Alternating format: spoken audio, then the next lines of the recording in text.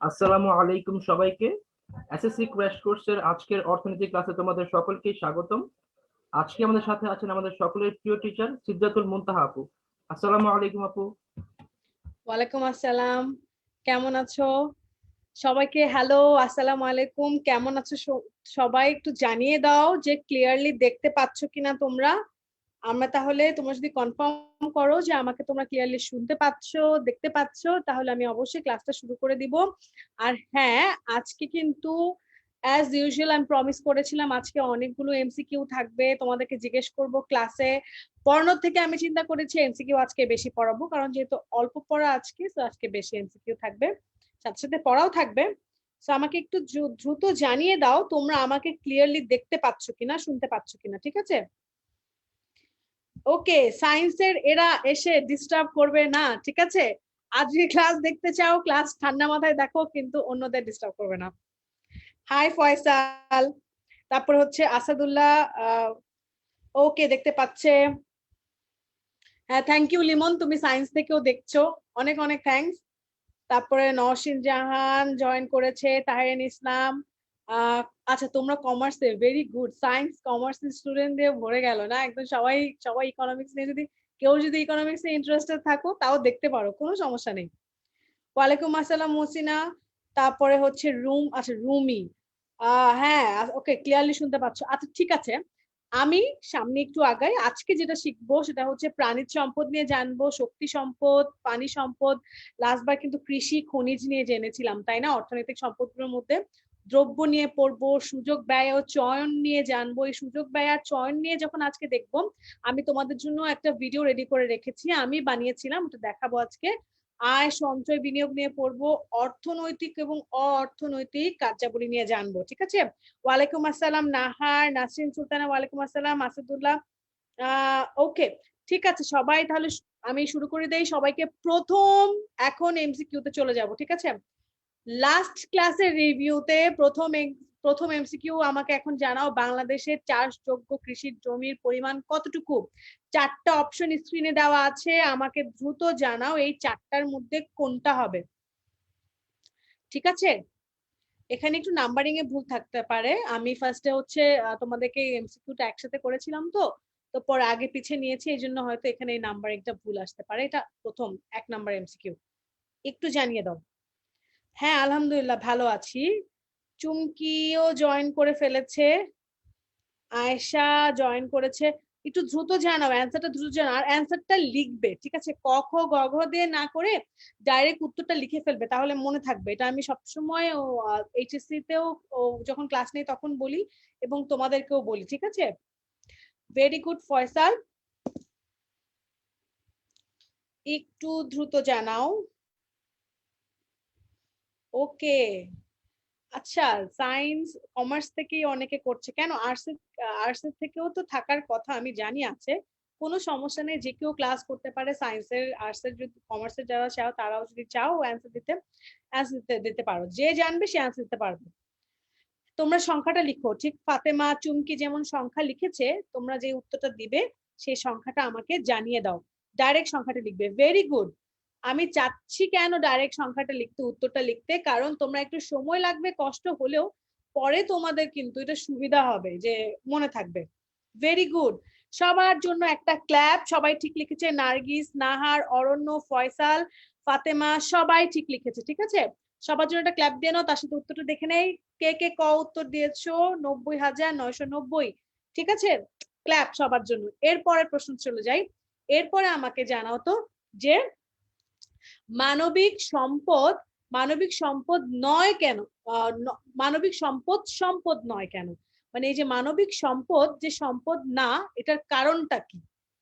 কেন বলো তো? উপযোগ নেই, না অপ্রাচুর্যতা নেই, নাকি বাহ্যিকতা নেই, নাকি মূল্য নেই? হ্যাঁ জিহাদ বলেছে, হ্যাঁ সে কোর্সের টাকা দিয়েছে, অবশ্যই কোর্স করবে। Very good. তারপরে হচ্ছে হ্যাঁ, এটা একটু দ্রুত দ্রুত জানিয়ে দাও, ওই প্রশ্নটার মতো, ওই যে উত্তরটা যেভাবে জানিয়েছো এটাও একটু জানিয়ে দাও। ওকে, ফয়সাল বলেছে সবার আগে দিয়েছে। ভেরি গুড, দেখি কে কে সবার আগে এটার অ্যান্সার দেয়। কেন এটা কি এটা কি একটু সমস্যা হচ্ছে? চিন্তা করে উত্তর দাও তো। মানবিক সম্পদ যে সম্পদ না, এটার পিছনে কারণ কি বলো? সবাই কিন্তু একটু লেট করে অ্যান্সার দিচ্ছ, সবাই কিন্তু চিন্তা করছো। হ্যাঁ, একজন উত্তর দিয়েছে নাহার, ফাতেমা নাহার উত্তর দিয়েছে। এবার কিন্তু উত্তরে অনেক এক একজনের এক এক রকম হচ্ছে না, আগের মতো কিন্তু সেম সেম উত্তর হচ্ছে না। ওকে শোনো, তোমরা অ্যান্সারটা লিখে ফেলো, অ্যান্সারটা টাইপ করে লিখে ফেলো, এটাই বেটার। সমস্যা নাই যে একদম বাংলা ইয়াতে বর্ণে টাইপ করতে হবে তা না, তোমরা ইংলিশেও টাইপ করতে পারো, কোনো সমস্যা নেই। আচ্ছা, আমার মনে হয় এটা অ্যান্সারটা একটু বলে দেওয়াই লাগবে, বেশ কিছু ভুল হচ্ছে সবার। কারণ হচ্ছে মানবিক সম্পদ সম্পদ নয় কারণ এর বাহ্যিকতা নেই। দেখো কেন মানবিক সম্পদ সম্পদ নয়, কারণ এটার উপযোগ আছে, অপ্রাচুর্যতা নেই এটা তা হবে না, বাহ্যিকতা নেই, তুমি এটা ধরতে পারছো না, ঠিক আছে, ধরতে পারবে না।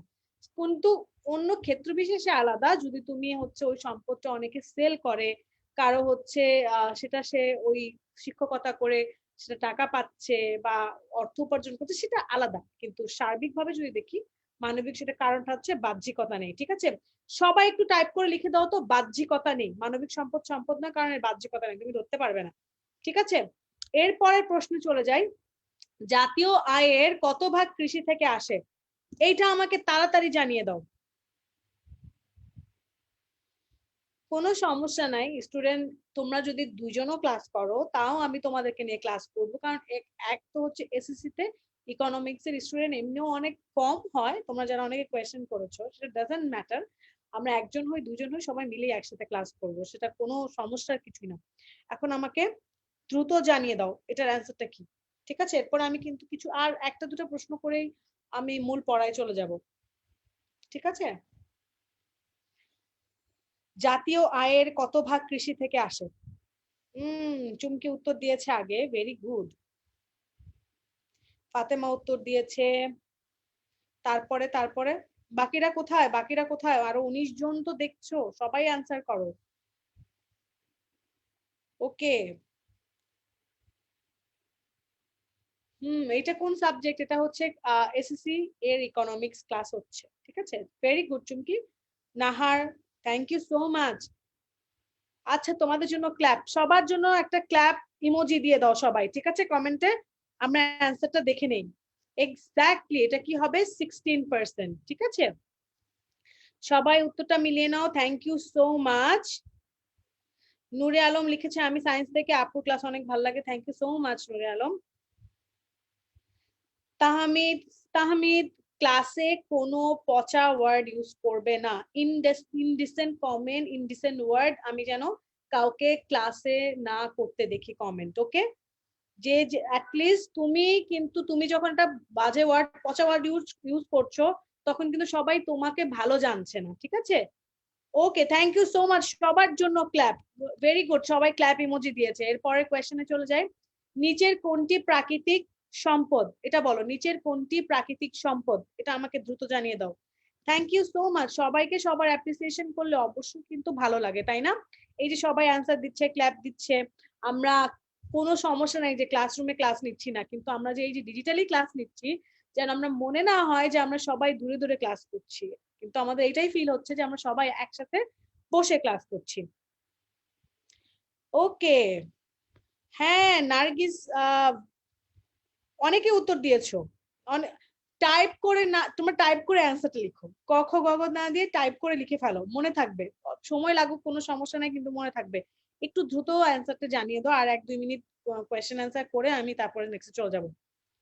ওকে, অরণ্য, চুমকি, তারপরে হচ্ছে আর কে কে আছো, কে কে আছো, কে কে অ্যান্সার দিয়েছো? Nasrin, Mohammad Rayan, Faisal, very good. আচ্ছা, আমি একটু দেখি নেই কোনটি প্রাকৃতিক সম্পদ নয়, কোন নিচে কোনটি প্রাকৃতিক সম্পদ, কোনটা? খনিজ সম্পদ, ভেরি গুড। দেখো যারা যারা কিন্তু অন্য অনেক কিছু বলেছো, ঠিক আছে, সেটা কিন্তু অনেকে মনে হতে পারে বিদ্যালয় প্রাকৃতিক সম্পদ, কিন্তু না, প্রকৃতিগত ভাবে খনিজ সম্পদই প্রাকৃতিক সম্পদ।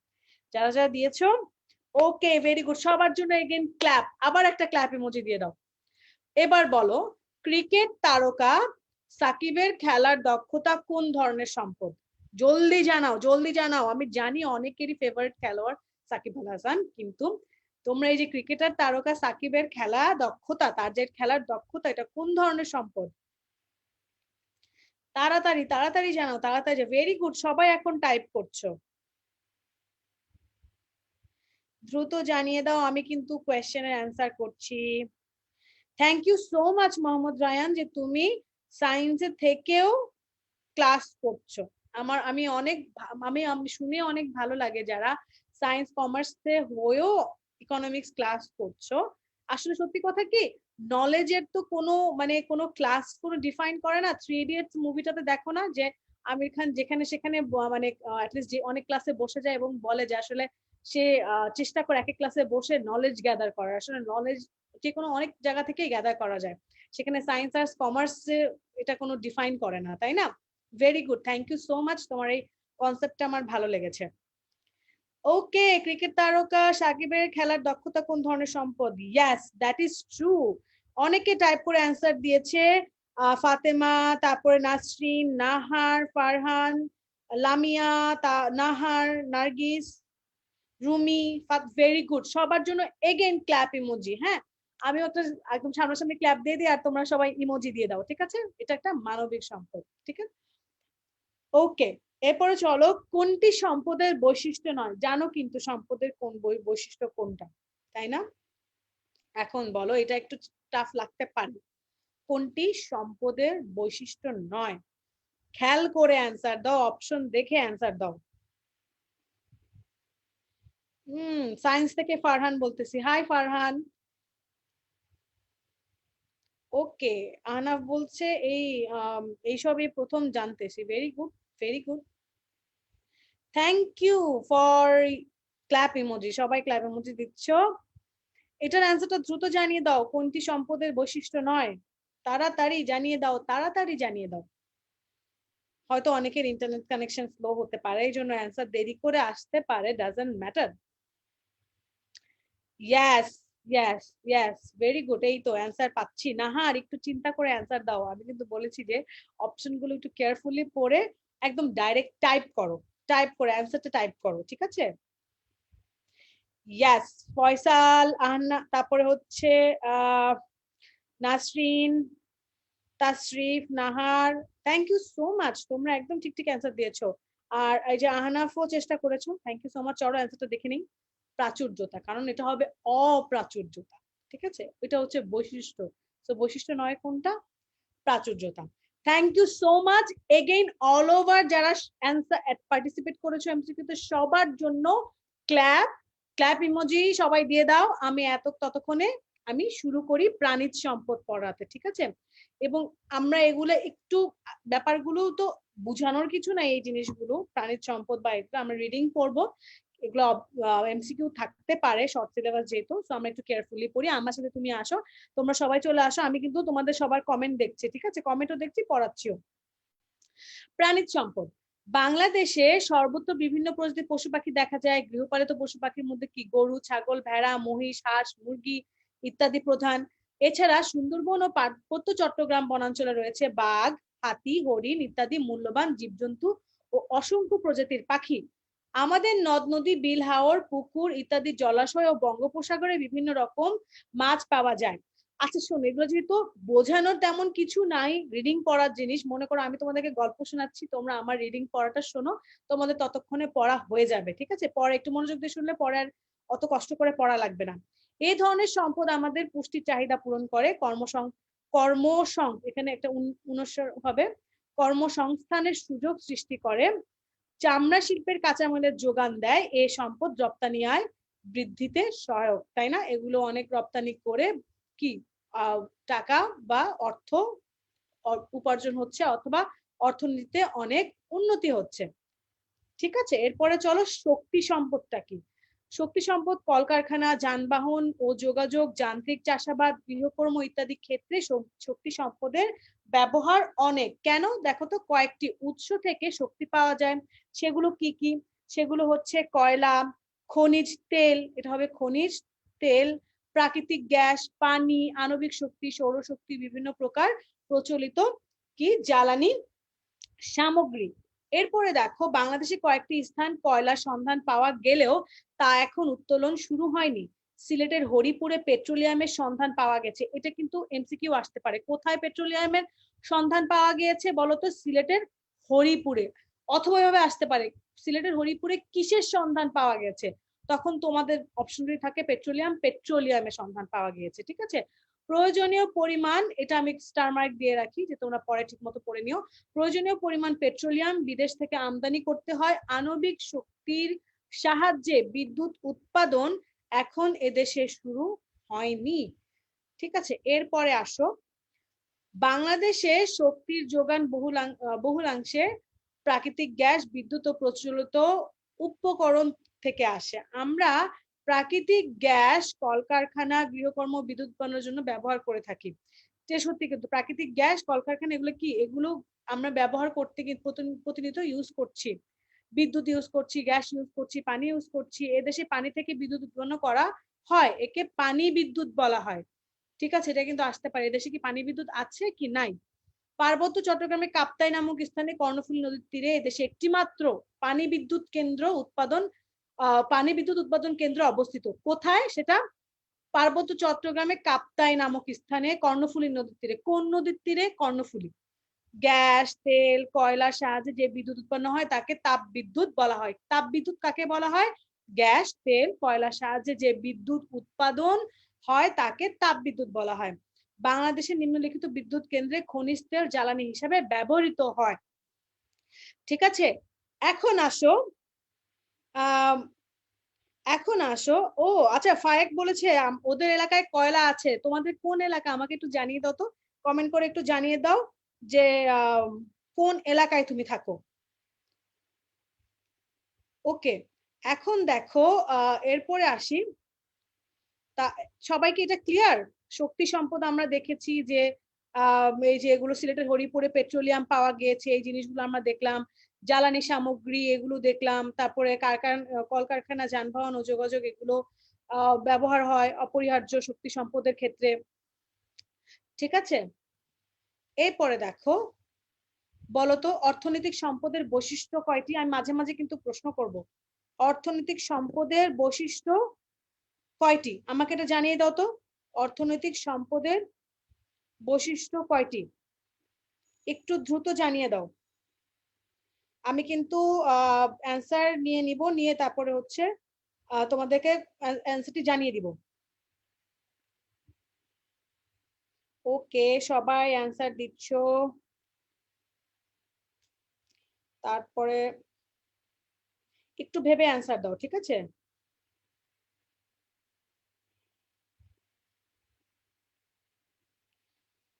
সবাই একটু চিন্তা করে অ্যান্সার দাও। অর্থনৈতিক সম্পদের বৈশিষ্ট্য কোটি? ইয়াস, নাসরিন দিয়েছে। আরো কোথায়? বাকিরা কোথায়? একটু ইন্টারনেট কানেকশন, তুমি ইন্টারনেট কানেকশন চেঞ্জ করে বা আবার রিস্টার্ট করে দেখতে পারো। অনেক সময় হয়তো কোয়েশ্চেনের অ্যান্সার আসে না বা ক্লিয়ার তোমাদের নাও লাগতে পারে, অনেকে বলো যে হচ্ছে দেখা যাচ্ছে না ঠিক মতো। ওকে ওকে ওকে, ভেরি গুড ভেরি গুড। আমি কি তাহলে অ্যান্সারটা জানিয়ে দিব? অনেকেই অ্যান্সার দিয়েছো, ভেরি গুড। এক্স্যাক্টলি কয়টি? 4টি। দেখেছো, 4টি। এখন চলে যাই আমরা শক্তি সম্পদে। শক্তি সম্পদে যেটা দেখো, শক্তি সম্পদ যেগুলো কোথায় কোথায় আছে, গোয়ালপাড়া তাপ বিদ্যুৎ কেন্দ্র এটা খুলনায়, ভেড়ামারা তাপ বিদ্যুৎ কেন্দ্র কুষ্টিয়ায়, ঠাকুরগাঁও তাপ বিদ্যুৎ কেন্দ্র আছে, সৈয়দপুর তাপ বিদ্যুৎ কেন্দ্র আছে কোথায়? নীলফামারীতে। এখন একটা কথা বলি, তোমাদের এগুলো মুখস্থ করতে অনেক কষ্ট লাগবে, হয়তো বলবে যে আচ্ছা গোয়ালপাড়া তাপ বিদ্যুৎ কেন্দ্র কোথায়, এমসিকিউ আসতে পারে তাই না? তখন তোমাদের এত কিছু একসাথে মনে রাখো নাও রাখতে পারে, এই জন্য আমি তোমাদের জন্য একটা ইজি ট্রিক্স নিয়ে আসছি। যেমন এটা দেখো, গোয়ালঘর খুলে ভেড়া কুষ্টিয়া নাও। এটা আমি কেন বানিয়েছি তোমাদেরকে, যেন তোমাদের পড়া অ্যাটলিস্ট মনে রাখতে ইজি হয়। দেখো, গোয়ালঘর খুঁড়ে, এই সেন্টেন্সটা মনে রাখবে, খুলে ভেড়া কুষ্টিয়া নাও। দেখো, গোয়ালঘর দিয়ে কি হয়? গোয়ালপাড়া। খুলে দিয়ে কি হয়? খুলনা। তার মানে কি? গোয়ালঘর খুলে এটা কি, তার মানে এই দেখো গোয়ালপাড়া খুলনা, এটা পেয়ে গেলাম। তারপর ভেড়া কুষ্টিয়া নাও, কুষ্টিয়া নাও, এই যে ভেড়া, ভেড়া দিয়ে ভেড়া মারা তাপ বিদ্যুৎ কেন্দ্র, আর কুষ্টিয়া কি? কুষ্টিয়া। ঠিক আছে, দেখছো এই একটা সেন্টেন্স দিয়ে দুটা মনে রাখা হয়ে গেছে। এরপরে দেখো, ঠাকুর নাই সৈয়দের সাথে নীলফামারীতে। তার এখন দেখো ঠাকুর নাই মানে কি, ঠাকুরগাঁয়ে কোনো তাপ বিদ্যুৎ কেন্দ্র, ঠাকুরগাঁয়ে তাপ বিদ্যুৎ কেন্দ্র, এখানে সাথে কোনো কি জেলা নাই, এই জন্য আমি নাই দিয়েছি। ঠিক আছে, এখানে কোনো জেলা মুখস্থ করা লাগবে না। তারপরে সৈয়দপুর তাপ বিদ্যুৎ কেন্দ্র নীলফামারীতে, তার মানে দেখো সৈয়দ নীলফামারীতে, সৈয়দের সাথে নীলফামারীতে, সৈয়দ দিয়ে সৈয়দপুর আর নীলফামারী দিয়ে নীলফামারী। ঠিক আছে, এটা কি ইজি লাগছে তোমাদের, ভালো লাগছে? আমি লাস্ট ক্লাসেও কিন্তু তোমাদের খনিজ সম্পদ আর হ্যাঁ কৃষি সম্পদের ক্ষেত্রে আমি এটা বুঝিয়েছি।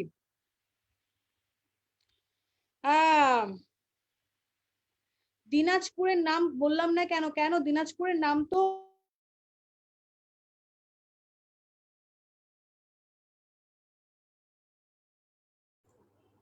আমার কথা শুনতে পাচ্ছো? হ্যাঁ আপু শোনা যাচ্ছে, আপনার মাইকটা আনমিউট হয়ে গিয়েছিল।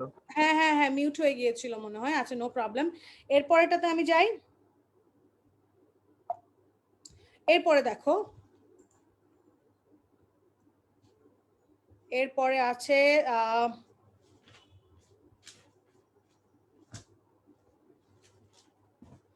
এরপরে দেখো শক্তি সম্পদের বাকি যেগুলো আছে আমরা এই কয়টা জেনে ফেললাম। ঠিক আছে, 4টা জেনে ফেললাম। এরপরে দেখো এদেশের গ্যাস চালিত বিদ্যুৎ উৎপাদন কেন্দ্র হলো, গ্যাস চালিত কোনগুলো সেগুলো আলাদা। সেটা কি, সিদ্ধিরগঞ্জ তাপ বিদ্যুৎ কেন্দ্র, এটা হচ্ছে নারায়ণগঞ্জে। দেখো এখানে লিখেছে সিদ্ধ খাবো না, সিদ্ধ খাবার খাবো না, সিদ্ধ দিয়ে কি হয় সিদ্ধিরগঞ্জ, আর না দিয়ে কি হয় নারায়ণগঞ্জ। ঠিক আছে, তারপরে দেখো আশুগঞ্জ তাপ বিদ্যুৎ কেন্দ্র কি ব্রাহ্মণবাড়িয়া। তোমরা লিখতে পারো যে আশুগঞ্জ, এই দেখো আসবো আসবো আবার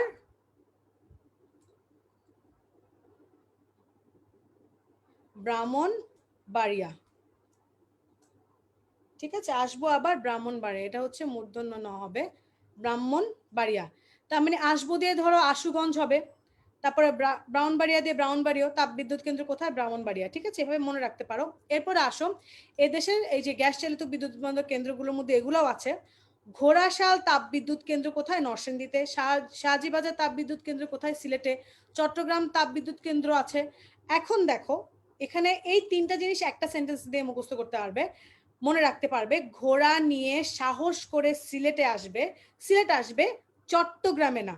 ঠিক আছে, আমি আজকে এগুলো বসে বসে ঠান্ডা মাথায় বানিয়েছি তোমাদের জন্য, যেন তোমাদের পড়ার ডিফিকাল্টিস গুলো না থাকে, কষ্ট করে না থাকে। আচ্ছা ফাইক, দিনাজপুরের কোল মাইনের নাম নাই কেন? দিনাজপুরে আছে কয়লার খনি, সেটা আমি যখন লাস্টে খনিজ পড়িয়েছিলাম তখন কিন্তু পড়িয়েছিলাম লাস্ট ক্লাসে। আচ্ছা ওয়ালাইকুম আসসালাম, একজন নতুন জয়েন করেছো, ওকে। এরপরে দেখো ঘোড়া নিয়ে সাহস করে সিলেট আসবে চট্টগ্রামে না, দেখো ঘোড়া দিয়ে কি হয় এই যে ঘোড়াশাল, হ্যাঁ। তারপরে কি নিয়ে দিয়ে কি হয়, নিয়ে দিয়ে কি হয় নরসিংদী। শাহজি বাজার কি হয়, সাহস দিয়ে কি হয় শাহজি বাজার। তারপরে সিলেট দিয়ে কি হয় এই সিলেট কেন্দ্রটা কোথায়। তারপরে চট্টগ্রাম দিয়ে কি হয় চট্টগ্রাম তাপ বিদ্যুৎ কেন্দ্র, না মানে কোনো জেলা নাই, এই জন্য না। ঠিক আছে, আমি কিন্তু তোমাদেরকে এটা যেন দেখো একটা সেন্টেন্স মনে রাখলেই তোমরা তিনটা জিনিস এভাবে মনে রাখতে পারবো। ওকে ভেরি গুড। এরপরে দেখো আর কি কোনো প্রশ্ন আছে তোমাদের, একটু জানাও তো।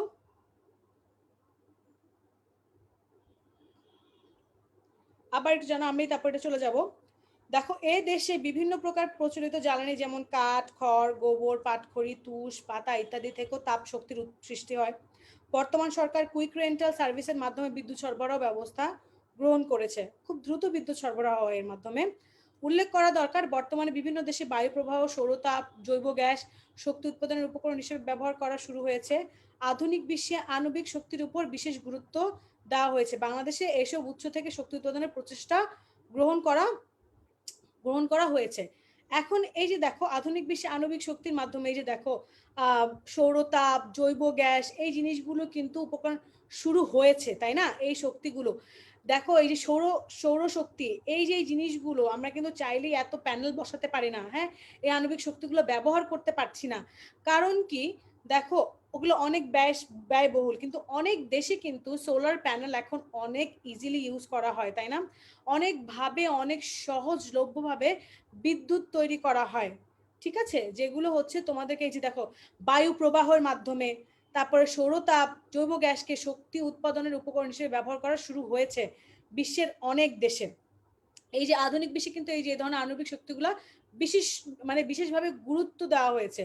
বাংলাদেশে এসব উৎস থেকে শক্তি উৎপাদনের প্রচেষ্টা গ্রহণ করা হয়েছে, মানে এগুলোর কিন্তু আস্তে আস্তে দেখবা একটা সময় আসবে বাংলাদেশেও কিন্তু এর ব্যবহার ইনশাল্লাহ একদিন শুরু হবে। এরপরে দেখো, ওকে দেখো এরপরে, আচ্ছা ঠিক আছে, পানি সম্পদ। পানি একটি মৌলিক প্রাকৃতিক সম্পদ যা প্রাণী ও উদ্ভিদের জীবন ধারণের জন্য অপরিহার্য। দেশের কৃষিজ, বনজ, প্রাণীজ ও শক্তি সম্পদের অস্তিত্ব রক্ষায় উন্নয়নের জন্য পানি সম্পদ প্রয়োজন। বাংলাদেশের পানির উৎস কয়টি? বলো। 3টি। নদ নদী, খাল বিল, পুকুর, সমুদ্র, বৃষ্টিপাত, ভূগর্ভস্থ পানি। এখন যদি বলি বাংলাদেশের পানির উৎস কয়টি? 3টি। পানির উৎস কয়টি? 3টি। এই 3টি দেখো ইউজার পানি, এই 3টি ইউজার পানি আমাদের কৃষির জন্য অপরিহার্য, তাই না?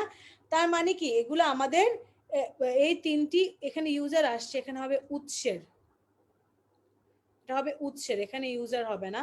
এই 3টি উৎসের পানি আমাদের কৃষির জন্য অপরিহার্য। পানির যোগান কম বা বেশি হলে কৃষিকাজ ক্ষতিগ্রস্ত হয়। অভ্যন্তরীণ জলাশয়, সমুদ্র এলাকায় রয়েছে মাছ ও অন্যান্য জলজ সম্পদ। নদীর স্রোত থেকে উৎপন্ন হয় পানি বিদ্যুৎ। নদীর স্রোত থেকে কি উৎপন্ন হয়? পানি বিদ্যুৎ। ঠিক আছে। আমাদের অসংখ্য নদ নদী, খাল বিল, জলাশয়কে কেন্দ্র করে গড়ে উঠেছে এই দেশের যাতায়াত ব্যবস্থা ও ব্যবসা বাণিজ্য। নদ নদীর পানি ও বৃষ্টিপাত দেশের আবহাওয়া পরিবেশের জন্য অনুকূল প্রভাব সৃষ্টি করে। পানি সম্পদের উন্নয়ন ও সুষ্ঠু ব্যবহার নিশ্চিত করা গেলে আমাদের অর্থনীতির উন্নয়ন গতি বাড়বে। এটা সত্যি কথা, কিন্তু পানির মাধ্যমে অনেক কিছু, পানির স্রোত দিয়ে কিন্তু বিদ্যুৎ তৈরি করা হয়। এখন আসো দ্রব্য। ঠিক আছে, দ্রব্যের আগে আমি তোমাদেরকে দেখো যদি বলি যে বাংলাদেশে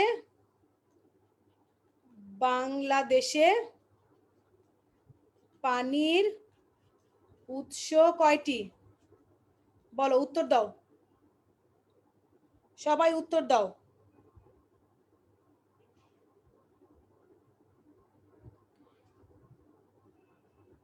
জলদি উত্তর দাও, জলদি উত্তর দাও।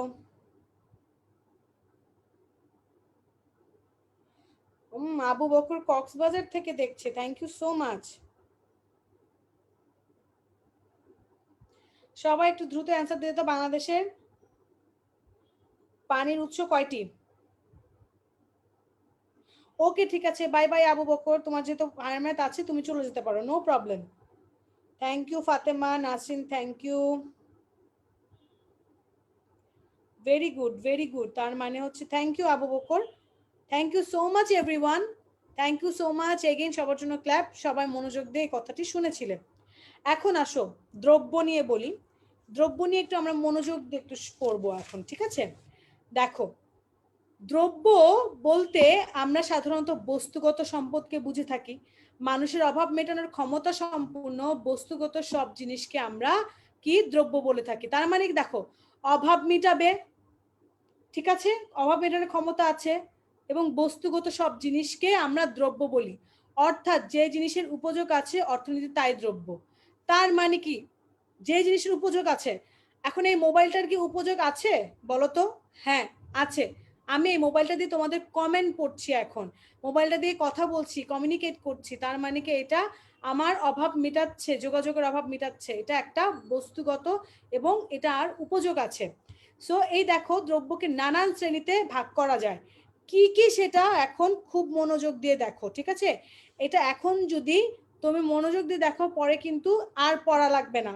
আমি আমার সাথে সবাই এই যে এখন যারা 17 থেকে 20 জন ক্লাস করছো সবাই মন দিয়ে শোনো আমার কথাগুলো, পরে আর একদম বই খুলেও পড়া লাগবে না, এত ইজি। দেখো অবাধ লভ্য দ্রব্য, নামের সাথে কাজের মিল থাকবে। যে সমস্ত দ্রব্য বিনামূল্যে পাওয়া যায় তাকে অবাধ মূল্য দ্রব্য বলে, অবাধে পাওয়া যায়, অঢেল। যেমন প্রকৃতিতে অবাধে পাওয়া যায় কি কি? যোগান সীমাবদ্ধ, অবাধে পাওয়া যায় এবং এর যোগান সীমাবদ্ধ থাকে, যেমন আলো বাতাস পানি। ঠিক আছে, যোগান সীমাবদ্ধ থাকে, এখানে টাইপিং মিস্টেক হয়ে গেছে, এখানে হবে যোগান থাকে কি সীমাহীন, সীমাহীন, একটু টাইপিং মিস্টেক হয়েছে, হতেই পারে, সমস্যা নেই, তোমরা যখন পিডিএফটা পাবে ঠিক মতো পেয়ে যাবে। ওকে, যোগান সীমাহীন মানে অঢেল, সীমা নাই, লিমিট ছাড়া, আলো, বাতাস, পানি, নদীর পানি কত, তাই না? তো এটা হচ্ছে অবাধ লভ্য দ্রব্য, অনেক কিছু, ঠিক আছে? অবাধ মূল্য দ্রব্য বলে না, এটা অবাধ লভ্য দ্রব্য, অবাধ লভ্য দ্রব্য, ঠিক আছে? এটা অবাধ মূল্য না বলে অবাধ লভ্যটাই বলাটা ভালো। অর্থনৈতিক দ্রব্য, যে সমস্ত দ্রব্য পাওয়ার জন্য মানুষের অর্থ প্রদান করতে হয় তাকে অর্থনৈতিক দ্রব্য বলে। দেখো নামের সাথে কাজের মিল। এর যোগান সীমাবদ্ধতা থাকে, যোগানের কি সীমাবদ্ধতা থাকে, যেমন খাদ্য, বস্ত্র, বই, কলম, চেয়ার, টেবিল, এই জিনিসগুলো কিনতে হলে তোমার টাকা ব্যয় করতে হবে, এবং এগুলো অঢেল নাই, খাবার কিন্তু অঢেল নাই, তোমাকে যোগান মানে কৃষিকাজ করতে হচ্ছে, ফসল ফলাতে হচ্ছে, খাবার বানাতে হচ্ছে, বই খাতা কলম কিন্তু তুমি চাইলেই ইচ্ছা মতো অনেক পেতে পারো না, আলো বাতাসের মতো। ওকে, তাসিন বলেছে আপু আমাকে থ্যাঙ্কস দেয় না, রাগ করেছি। থ্যাংক ইউ সো মাচ, এই যে থ্যাঙ্কস দিয়ে দিয়েছি। আসলে অনেক সময় পড়ানোর সময় তোমাদের অনেক কমেন্ট মিস করে যায়, কিন্তু পরে ঠিকই ঠিকই আমি কিন্তু কমেন্ট দেখলে আচ্ছা তানিয়াকেও থ্যাঙ্কস, সবাইকে থ্যাঙ্কস, এখানে যারা যারা সবাই আছো সবাইকে থ্যাঙ্কস, তোমরা ঠিকঠাক মতো ক্লাস করছো, উত্তর দিয়েছো। এরপরে আসো ভোগ দ্রব্য। ভোগ বা ব্যবহারের মাধ্যমে যেসব দ্রব্য উপযোগ নিঃশেষ করা হয় তাদের ভোগ দ্রব্য বলা হয়, যেমন গাড়ি, বস্ত্র ইত্যাদি। এখন দেখো এই কলমটা কি ভোগ দ্রব্য? অবশ্যই ভোগ দ্রব্য। এটা দিয়ে আমি তোমাদেরকে স্ক্রিনে লিখছি এবং তোমরা দেখতে পাচ্ছ এটা কি, এটা ব্যবহার করছি আমি, তাই না? কিন্তু দেখো কলমের কালি কিন্তু ব্যবহার, যখন আমি একটা কালি কলম ইউজ করছি, কালিটা কিন্তু আস্তে আস্তে শেষ হচ্ছে। তারপরে গাড়ি, কিন্তু এটা কিন্তু সত্যি কথা, ব্যবহারের মাধ্যমে উপযোগ নিঃশেষ হচ্ছে, আমার প্রয়োজনীয়তাটা, আমার অভাবটা মিটাচ্ছে, ক্লাস নেওয়ার অভাবটা মিটাচ্ছে। স্থায়ী ভোগ্যদ্রব্য, দেখো স্থায়ী ভোগ্যদ্রব্যটা কি? যে সমস্ত দ্রব্য দীর্ঘকাল ধরে ভোগ করা হয় তাকে স্থায়ী, মানে ফ্রিজ, গাড়ি, ঘর বাড়ি। একটা বিল্ডিং এর কথা চিন্তা করো, একটা বাড়ির কথা চিন্তা করো, বাড়ি কি তোমার মাসে মাসে বানানো যাবে, বছরে বানানো যাবে না, সারা জীবন জীবন অনেকেই মানে জেনারেশন টু জেনারেশন কিন্তু একটা বাড়িতে থাকতে পারে। ফ্রিজের কথা বলো, অনেক দিন ধরে থাকতে পারে, ঠিক আছে? এই জিনিসগুলো আর কি লং লাস্ট করে। অস্থায়ী ভোগ্যদ্রব্য, নামের সাথে কাজের মিল দেখো, যে সমস্ত ভোগ্যদ্রব্য স্বল্পকালে ভোগ করা যায় এবং কোনো ক্ষেত্রে একবার মাত্র ভোগ করা হয় তাকে অস্থায়ী বলে। খাদ্য, বস্ত্র, তরকারি, তার মানে হচ্ছে বেশি না, অল্প অল্প একবার ব্যবহার করা যায়, একবারে ব্যবহার করলেই শেষ হয়ে যায়। এখন তুমি যদি একটা চিপসের প্যাকেট নিয়ে খেতে থাকো, একবারে কিন্তু খেতে খেতে তোমার দেখবে শেষ হয়ে যাবে, একবারে শেষ হয়ে যায়, তাই না? তো এই জিনিসগুলো দেখো নামের সাথে কাজ মিল আছে। এরপরে দেখো মধ্যবর্তী দ্রব্য, দেখো কথার সাথে কিন্তু কাজেরও মিল থাকবে। যে সমস্ত উৎপাদিত দ্রব্য সরাসরি ভোগের জন্য ব্যবহার না করে উৎপাদনের উপকরণ হিসেবে ব্যবহার করা হয় তাকে মধ্যবর্তী দ্রব্য বলে। মধ্যবর্তী দ্রব্য চূড়ান্ত উৎপাদনে নিঃশেষ হয়ে যায়, যেমন কাঁচামাল, রসগোল্লা তৈরির জন্য ব্যবহৃত দুধ আর চিনি মধ্যবর্তী দ্রব্য। এখন দেখো তার মানে কি মাঝখানের দ্রব্য, ঠিক আছে? এখন দেখো উৎপাদনের উপকরণ হিসেবে ব্যবহার করা হয়, ডাইরেক্ট তুমি ব্যবহার করতে পারবে না। যে ধরনের হচ্ছে কাঁচামালের কথা বলেছে, হ্যাঁ, এখন কাঁচামাল মনে করো কোনো দ্রব্য বানাতে হলে যে জিনিসের প্রয়োজন হয়, যেমন হচ্ছে রসগোল্লার কথা চিন্তা করো, একটা মিষ্টির কথা চিন্তা করো। এখন মনে করো কেক বানালে, হ্যাঁ, কেক বানালে তোমরা কেক খেতে পছন্দ করো, কিন্তু কেক বানাতে কি লাগে? ডিম লাগে, তারপরে হচ্ছে দুধ লাগে, চিনি লাগে, পানি লাগে, তেল লাগে, মাখন লাগে, অনেক কিছু লাগে। তার মানে হচ্ছে এই যে এই দ্রব্যগুলা হচ্ছে ব্যবহার করা হয় কেক বানাতে, এগুলো কি মধ্যবর্তী দ্রব্য বলা হয়, ঠিক আছে? তাহলে এগুলো হচ্ছে মধ্যবর্তী দ্রব্য। চূড়ান্ত দ্রব্য কি? যে সকল দ্রব্য উৎপাদনের পর সরাসরি ভোগের জন্য ব্যবহার করা তাকে চূড়ান্ত দ্রব্য বলে। দেখুন পাউরুটি, তারপরে চেয়ার, দেখো পাউরুটি কিন্তু বানাতে কি ডিমের প্রয়োজন হয়েছে, চেয়ার বানাতে কি গাছের প্রয়োজন হচ্ছে, এগুলো কিন্তু কি সরাসরি ভোগের জন্য ব্যবহার করে, একদম ফাইনাল হওয়ার পরে তুমি সেটা ইউজ করতে পারছো, ঠিক আছে? সেটাই হচ্ছে চূড়ান্ত দ্রব্য। এখন দেখো আমাকে বলো তো, আমি একটু তোমাকে প্রশ্ন করি, ঠিক আছে? একটা প্রশ্ন করি যে চিনি কি দ্রব্য? বলো তো চিনি কি দ্রব্য? স্থায়ী নাকি অস্থায়ী নাকি অবাধলব্য? অবাধলব্য দ্রব্য কোনটা? চিনি কি দ্রব্য এটা বলো তো? তাড়াতাড়ি বলো, তাড়াতাড়ি বলো, তাড়াতাড়ি বলো, জলদি বলো। চিনি কি দ্রব্য?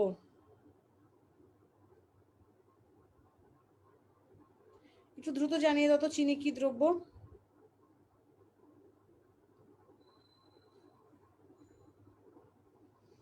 এখনো কিন্তু আমি অ্যান্সার পাচ্ছি না। চিনি কি দ্রব্য? চিনি কি দ্রব্য? স্থায়ী না অস্থায়ী না অবাধলব্য? চিনি কি দ্রব্য? বলো, জলদি বলো। এরপরে চলে যাব হচ্ছে মূলধনী দ্রব্যতে আর পণ্যতে, ঠিক আছে? একটু দ্রুত অ্যান্সার দাও চিন্তা করে যে কি কি। আমি কিন্তু না, কেন মেবি বলছো কেন নাসরিন? শিওর হয়ে বলো, কোনো মেবি বলা যাবে না, ঠিক আছে? চিনি কি দ্রব্য? শিওর হয়ে বলো। ভেরি গুড নাসরিন, ফাতেমা, তারপরে হচ্ছে হ্যাঁ ঠিক হয়েছে, very good, thank you so much. Okay, clap, ঠিক বলেছো। তানিয়া ইসলাম, না মধ্যবর্তী দ্রব্য না বাবা, এটা হচ্ছে অস্থায়ী দ্রব্য। চিনি হচ্ছে অস্থায়ী দ্রব্য। কেন? চিনি পানি দিয়ে গুলিয়ে খেয়ে ফেললে কিন্তু সাথে সাথে শেষ হয়ে যায়, ঠিক আছে? নো প্রবলেম, স্টিল সবার জন্য ক্ল্যাপ। মূলধনী দ্রব্য, যে সমস্ত দ্রব্য অন্য দ্রব্য উৎপাদনে সাহায্য করে তাকে মূলধনী দ্রব্য বলে। যন্ত্রপাতি, কলকারখানা, গুদামঘর ইত্যাদি মূলধনী দ্রব্য বারবার উৎপাদন কাজে ব্যবহার হয়। মূলধনী দ্রব্য আবার মূলধনী দ্রব্য উৎপাদনেও ব্যবহৃত হয়। দেখো, এখন দেখো মূলধনী দ্রব্য কি, তার মানে কি যে সকল দ্রব্য অন্য দ্রব্য উৎপাদনে সাহায্য করে। এখন একটা জিনিস ব্যাপারটা দেখো তোমরা একটু, যে এই যে যন্ত্রপাতি, কলকারখানা, এগুলো কি? এগুলো যন্ত্রপাতি কিন্তু দিয়ে অনেক কিছু বানাতে পারো, কলকারখানায় অনেক কিছু উৎপাদন করা হয়, গুদাম ঘরে অনেক কিছু রাখা হয়। এই জিনিসগুলো দিয়ে কিন্তু বারবার কি উৎপাদন কাজে ব্যবহার করা হচ্ছে, তাই না? এই যে মূলধনী দ্রব্য বারবার কিন্তু উৎপাদন কাজে ব্যবহার করা হচ্ছে, এবং মূলধনী দ্রব্য আবার মূলধনী দ্রব্য উৎপাদনেও ব্যবহার হয়, ঠিক আছে? কলকারখানায় দেখো যন্ত্রপাতি, কলকারখানা যখন তৈরি করা হবে তখন কিন্তু যন্ত্রপাতির প্রয়োজন হয়, তাই না? তার মানে কি মূলধনী দ্রব্য আবার মূলধনী দ্রব্য উৎপাদনে ব্যবহৃত হয়। যে সব দ্রব্য, পণ্য কাকে বলে? এখন আসো পণ্য বা প্রোডাক্ট। যে সব দ্রব্য ও অবস্থাগত সেবা উপযোগ সম্পন্ন, উপযোগ, এটা উপযোগ সম্পন্ন, উপযোগ সম্পন্ন ও বিক্রয়যোগ্য। তার মানে কি পণ্য কি?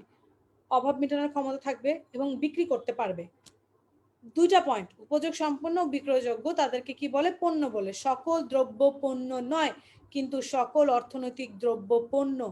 কথাটা দেখেছো? সকল সেবা পণ্য নয়, কিন্তু সকল অর্থনৈতিক সেবাই পণ্য।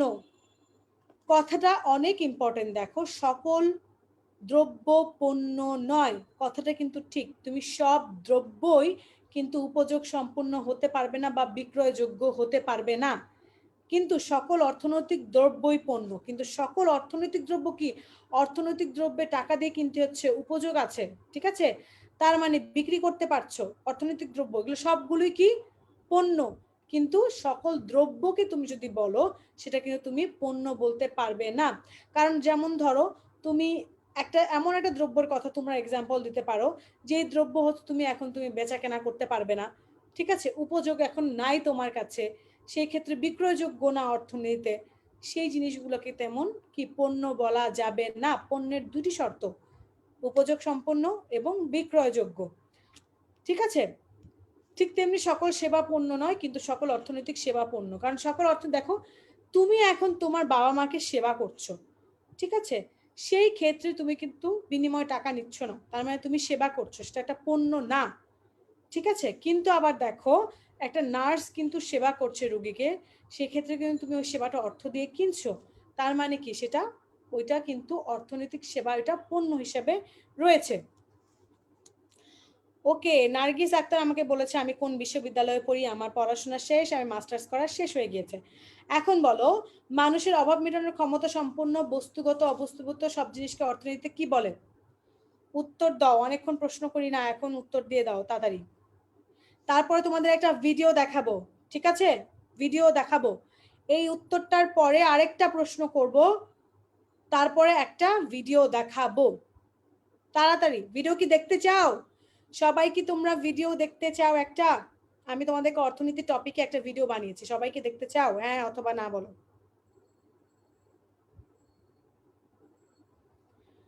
অ্যান্সার কোথায়? অ্যান্সার কোথায়? এখন বেশ অনেকজন ক্লাস করছো, অ্যান্সার কোথায়? তাড়াতাড়ি অ্যান্সার দাও। আমার কথা যদি শুনতে পাও জলদি জলদি অ্যান্সার দিয়ে দাও। অভাব মেটানোর ক্ষমতা সম্পূর্ণ বস্তুগত অবস্তুগত সব জিনিসকে অর্থনৈতিক সম্পদ বলা হয়। ওকে ওকে ওকে, অনেকে উত্তর দিয়েছে।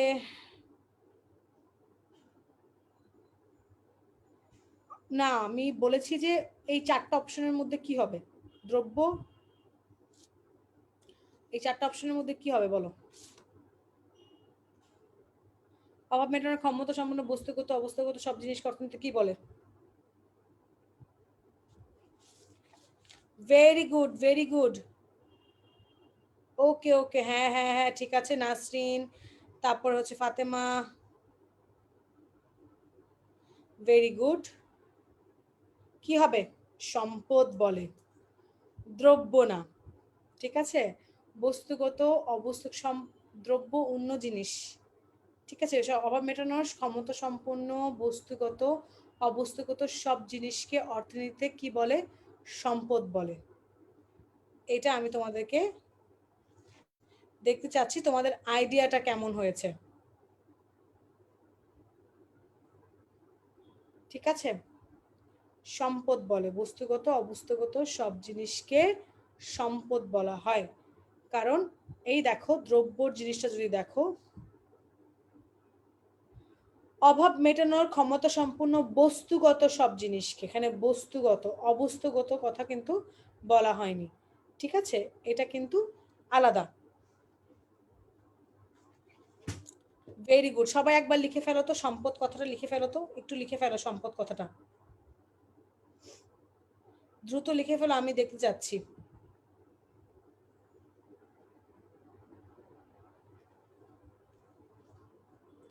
আচ্ছা, সকল দ্রব্যই পণ্য, এটা কি সত্য না মিথ্যা? জানাও, জলদি জানাও, এরপরে ভিডিওটা দেখবো। ওকে,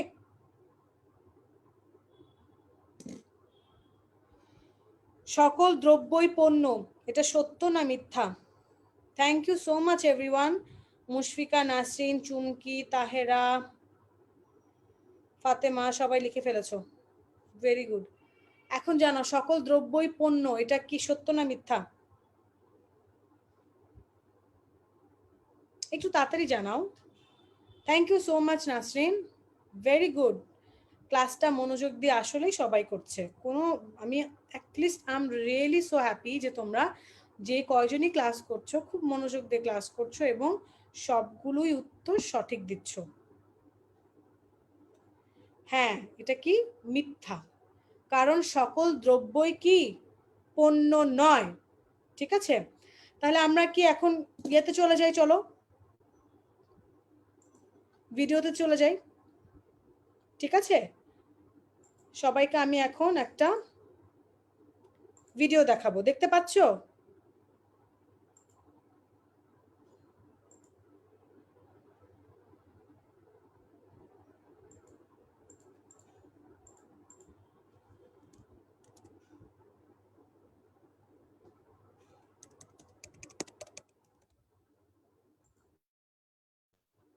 সবাইকে দেখতে পাচ্ছ?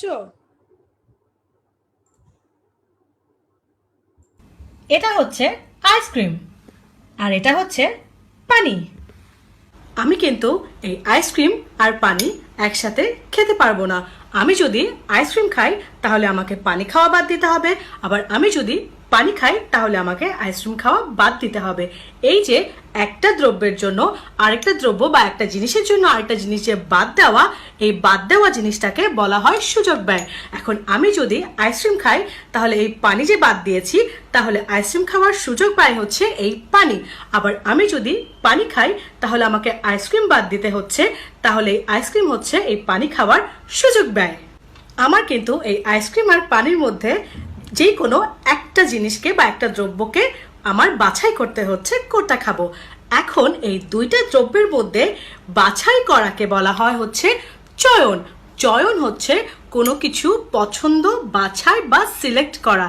আমাদের কিন্তু এই যে একসাথে এই সিদ্ধান্ত নেওয়া আমরা আইসক্রিম আমাদের জন্য বেশি জরুরি না এখন পানি বেশি জরুরি আমার জন্য, এই যে আমার যে সিদ্ধান্ত নেওয়া, এই সিদ্ধান্তটাই হচ্ছে চয়ন বা বাছাই।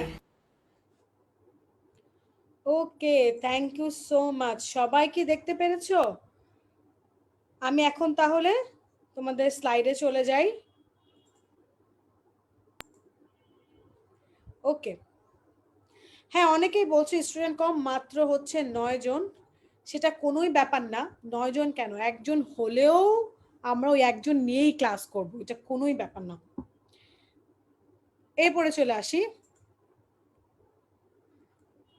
সুযোগ ব্যয় ও চয়ন। আমরা কিন্তু পড়েছি তাই না, অর্থনীতিতে বহুল ব্যবহৃত একটি ধারণা সুযোগ ব্যয়। এটা অনেক ইম্পর্টেন্ট একটা জিনিস, যেটাকে হচ্ছে সুযোগ ব্যয়কে বলা হয় হচ্ছে অপরচুনিটি কস্ট। আমি এটার উদাহরণটা তোমাদেরকে এখন রিডিং পড়ে বুঝাবো না, তোমাদেরকে কিন্তু আমি ভিডিওতে বলেছি। দেখো, মনে করো দুইটা কাজ, এখন আমি ক্লাস নিচ্ছি, ঠিক আছে, এখন তোমাদেরকে আমি পড়াচ্ছি, এখন চাইলেই কিন্তু আমি অন্য কাজ সাথে করতে পারবো না।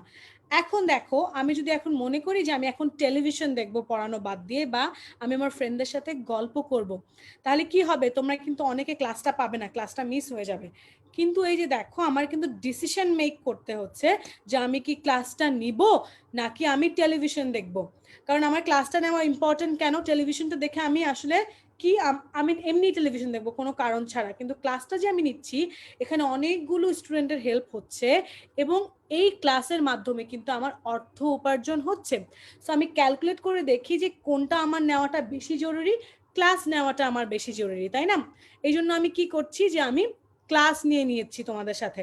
এই যে দেখো, দুটার থেকে কিন্তু একটা বাছাই করলাম, যে দুটার মধ্যে কি বাছাই করলাম, ক্লাস নেওয়া টেলিভিশন দেখা, যে হ্যাঁ আমি ক্লাস নিব, ঠিক আছে। এখন দেখো, এটা আমি বাছাই করলাম। এখন সুযোগ ব্যয় কি, এখন আমি ক্লাস নিচ্ছি, এই ক্লাস নেওয়ার সুযোগ ব্যয় কস্ট মানে ব্যয়টা কি। এখন ব্যয় বলতে কিন্তু আমরা খালি টাকাই বুঝাই যে আমার অর্থ ব্যয় করতে হচ্ছে, কিন্তু না, অর্থনীতিতে এমন কিছু আছে যে তোমাদের ব্যয় করতে টাকার প্রয়োজন হয় না। যেমন ধরো, তোমার একটা ফ্রেন্ড যদি তোমাকে বলে যে দোস্ত চল, মনে করো তোমার কালকে পরীক্ষা এখন, অথবা তোমার এখন ক্লাস আছে, এখন এই মুহূর্তে যদি তোমার একটা ফ্রেন্ড বলে যে দোস্ত চল তোকে আমি এখনই একটা ট্রিট দিব, খাওয়াবো বাইরে নিয়ে, কিন্তু তুমি যদি এখন বাইরে চলে যাও তাহলে কিন্তু তুমি কি হচ্ছে, তুমি খাবারটা যদি তার ফ্রি ট্রিটটা নাও তাহলে কি হবে, তুমি ক্লাসটা মিস করছো, তোমার পরের দিন পরীক্ষা, তুমি ক্লাসটা না করলে তুমি কিন্তু কনসেপ্টটা ক্লিয়ার হবে না, জানতে পারছো না। তাহলে তোমাকে কি হচ্ছে, তুমি যদি বাইরে যাও এই ক্লাসটা তোমাকে বাদ দিতে হচ্ছে, ক্লাসটাই তোমার হচ্ছে ওই বাইরে যাওয়ার ব্যয়, সুযোগ ব্যয়। আবার যদি তুমি ক্লাসটা করছো এখন অন্য কিছু বাদ দিচ্ছ, এবং এই যে ক্লাসটা করার সুযোগ ব্যয় বা অপরচুনিটি কস্ট কি, ওই যে বাইরে যাওয়া, তার মানে তুমি বাইরে যাওয়াটা ব্যয় করছো, তুমি বাদ দিচ্ছ, ঠিক আছে। এখন বলো, তোমরা কি এটা কনসেপ্টটা ক্লিয়ার?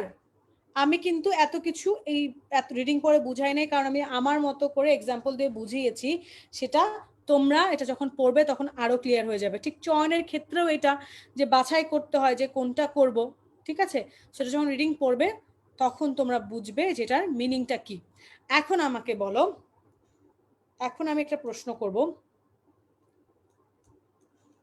সুযোগ ব্যয়ের ইংরেজি কি বলতে পারবে? সুযোগ ব্যয়ের ইংরেজি কি? আমি অপশন দিব না তোমাদেরকে, ঠিক আছে, তোমরা এমনি বলো তো। হ্যাঁ, ঠিকই তো বলেছো, তোমরা সবাই তো আছো, তোমরা কে কে আছো, তোমরা আমার কাছে ইম্পর্টেন্ট, যে যারা ক্লাসটা করছো। এসএসসি তে এমনিও আসলে ইকোনমিক্স স্টুডেন্ট এসএসসি তে কম, কিন্তু আমি এইচএসসি তে কিন্তু অনেক স্টুডেন্ট পাই ইকোনমিক্স এর, অনেকজন মিলে একসাথে ক্লাস করে। সো আমার কোনো সমস্যা নাই, তোমরা যতজনই থাকো আমার ক্লাস নিতে বরাবরই, তোমাদের সাথে ক্লাসে থাকতে অনেক ভালো লাগে, ক্লাস নিতে ভালো লাগে, এবং তোমাদের সাথে কমিউনিকেট করতে আমার বরাবরই অনেক ভালো লাগে। ভেরি গুড, সবাই দেখি। হ্যাঁ, এবং আমাদের সাথে নাসরিন, তারপর হচ্ছে ফাতেমা, ইভেন দো সোডিয়াম স্টেরেটও হচ্ছে আমাদের, সোডিয়ামও আমাদের অ্যান্সার দিয়ে দিয়েছে। Thank you so much sodium, very good, একদম বানান সবার ঠিকঠাক হচ্ছে, থ্যাংক ইউ সো মাচ। কে কে তারপর হচ্ছে, সোডিয়াম, নাসরিন, ফাতেমা, চুমকি, লামিয়া, মুশফিকা, তানিয়া, ফাতেমা সবাই সঠিক উত্তর দিয়েছে, ইভেন তো স্পেলিংও ঠিক হয়েছে। Very good. এখন সবার একটা কাজ, সবাই একটা ক্ল্যাপ ইমোজি দিয়ে দাও, ক্ল্যাপ ইমোজি। ঠিক আছে, আমি ক্ল্যাপ ইমোজি না দিয়ে আমি তোমাদেরকে একদম স্ক্রিনে ক্ল্যাপ দেখাচ্ছি। আমি তাহলে বানানটা লিখে দিই, OPPOR, অপরচুনিটি কস্ট। ভিডিওটা কি তোমাদের একটু হেল্প হয়েছে? ভালো কি লেগেছে ভিডিওটা? আমি চেষ্টা করি আসলে এরকম ছোটখাটো ভিডিও বানানোর, যেন আমার স্টুডেন্টদের হেল্প হয় এবং ওই অনেকগুলো একসাথে না বুঝে, দেখো কতগুলো লেখা পড়তে হতো আমাকে তোমাদের জন্য, তাই না? কিন্তু দেখো ওই লেখাগুলো কিন্তু আমার কষ্ট করে পড়া লাগলো না এবং তোমাদেরও বোরিং ফিল হলো না, তাই না? তোমরা কিন্তু ইজিলি ওই ভিডিওর মাধ্যমে কনসেপ্টটা জেনে গেলে, মাত্র 1 মিনিট ভিডিও দেখে বুঝে গেলে। Thank you so much. এরপরে আসো, সূর্যের আলো অর্থনৈতিক সম্পদ নয়, সম্পদের কোন বৈশিষ্ট্য এখানে অনুপস্থিত? এটা আমাকে জানাও।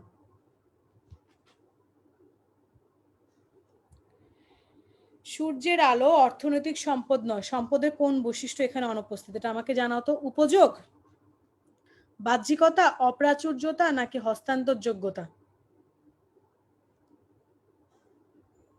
তাড়াতাড়ি জানাও, তাড়াতাড়ি জানাও, তাড়াতাড়ি জানাও, আমি ওয়েট করছি। আমি আসলে এটাই দেখতে পাচ্ছি, ইন্টারনেটের আসলে অনেক সমস্যার কারণে অনেক পরে লোড হয় আসলে। আমি আসলে চাচ্ছি কি তোমরা মানে টাইপ করে পুরো অ্যান্সারটাই লিখে ফেলো, ক খ গ ঘ না দিয়ে, ঠিক আছে? তাহলে অনেকেই সেটা সুবিধা হবে।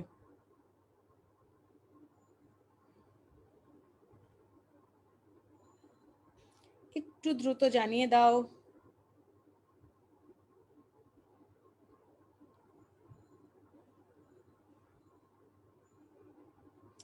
ওকে, হ্যাঁ হ্যাঁ, সবারটা হচ্ছে।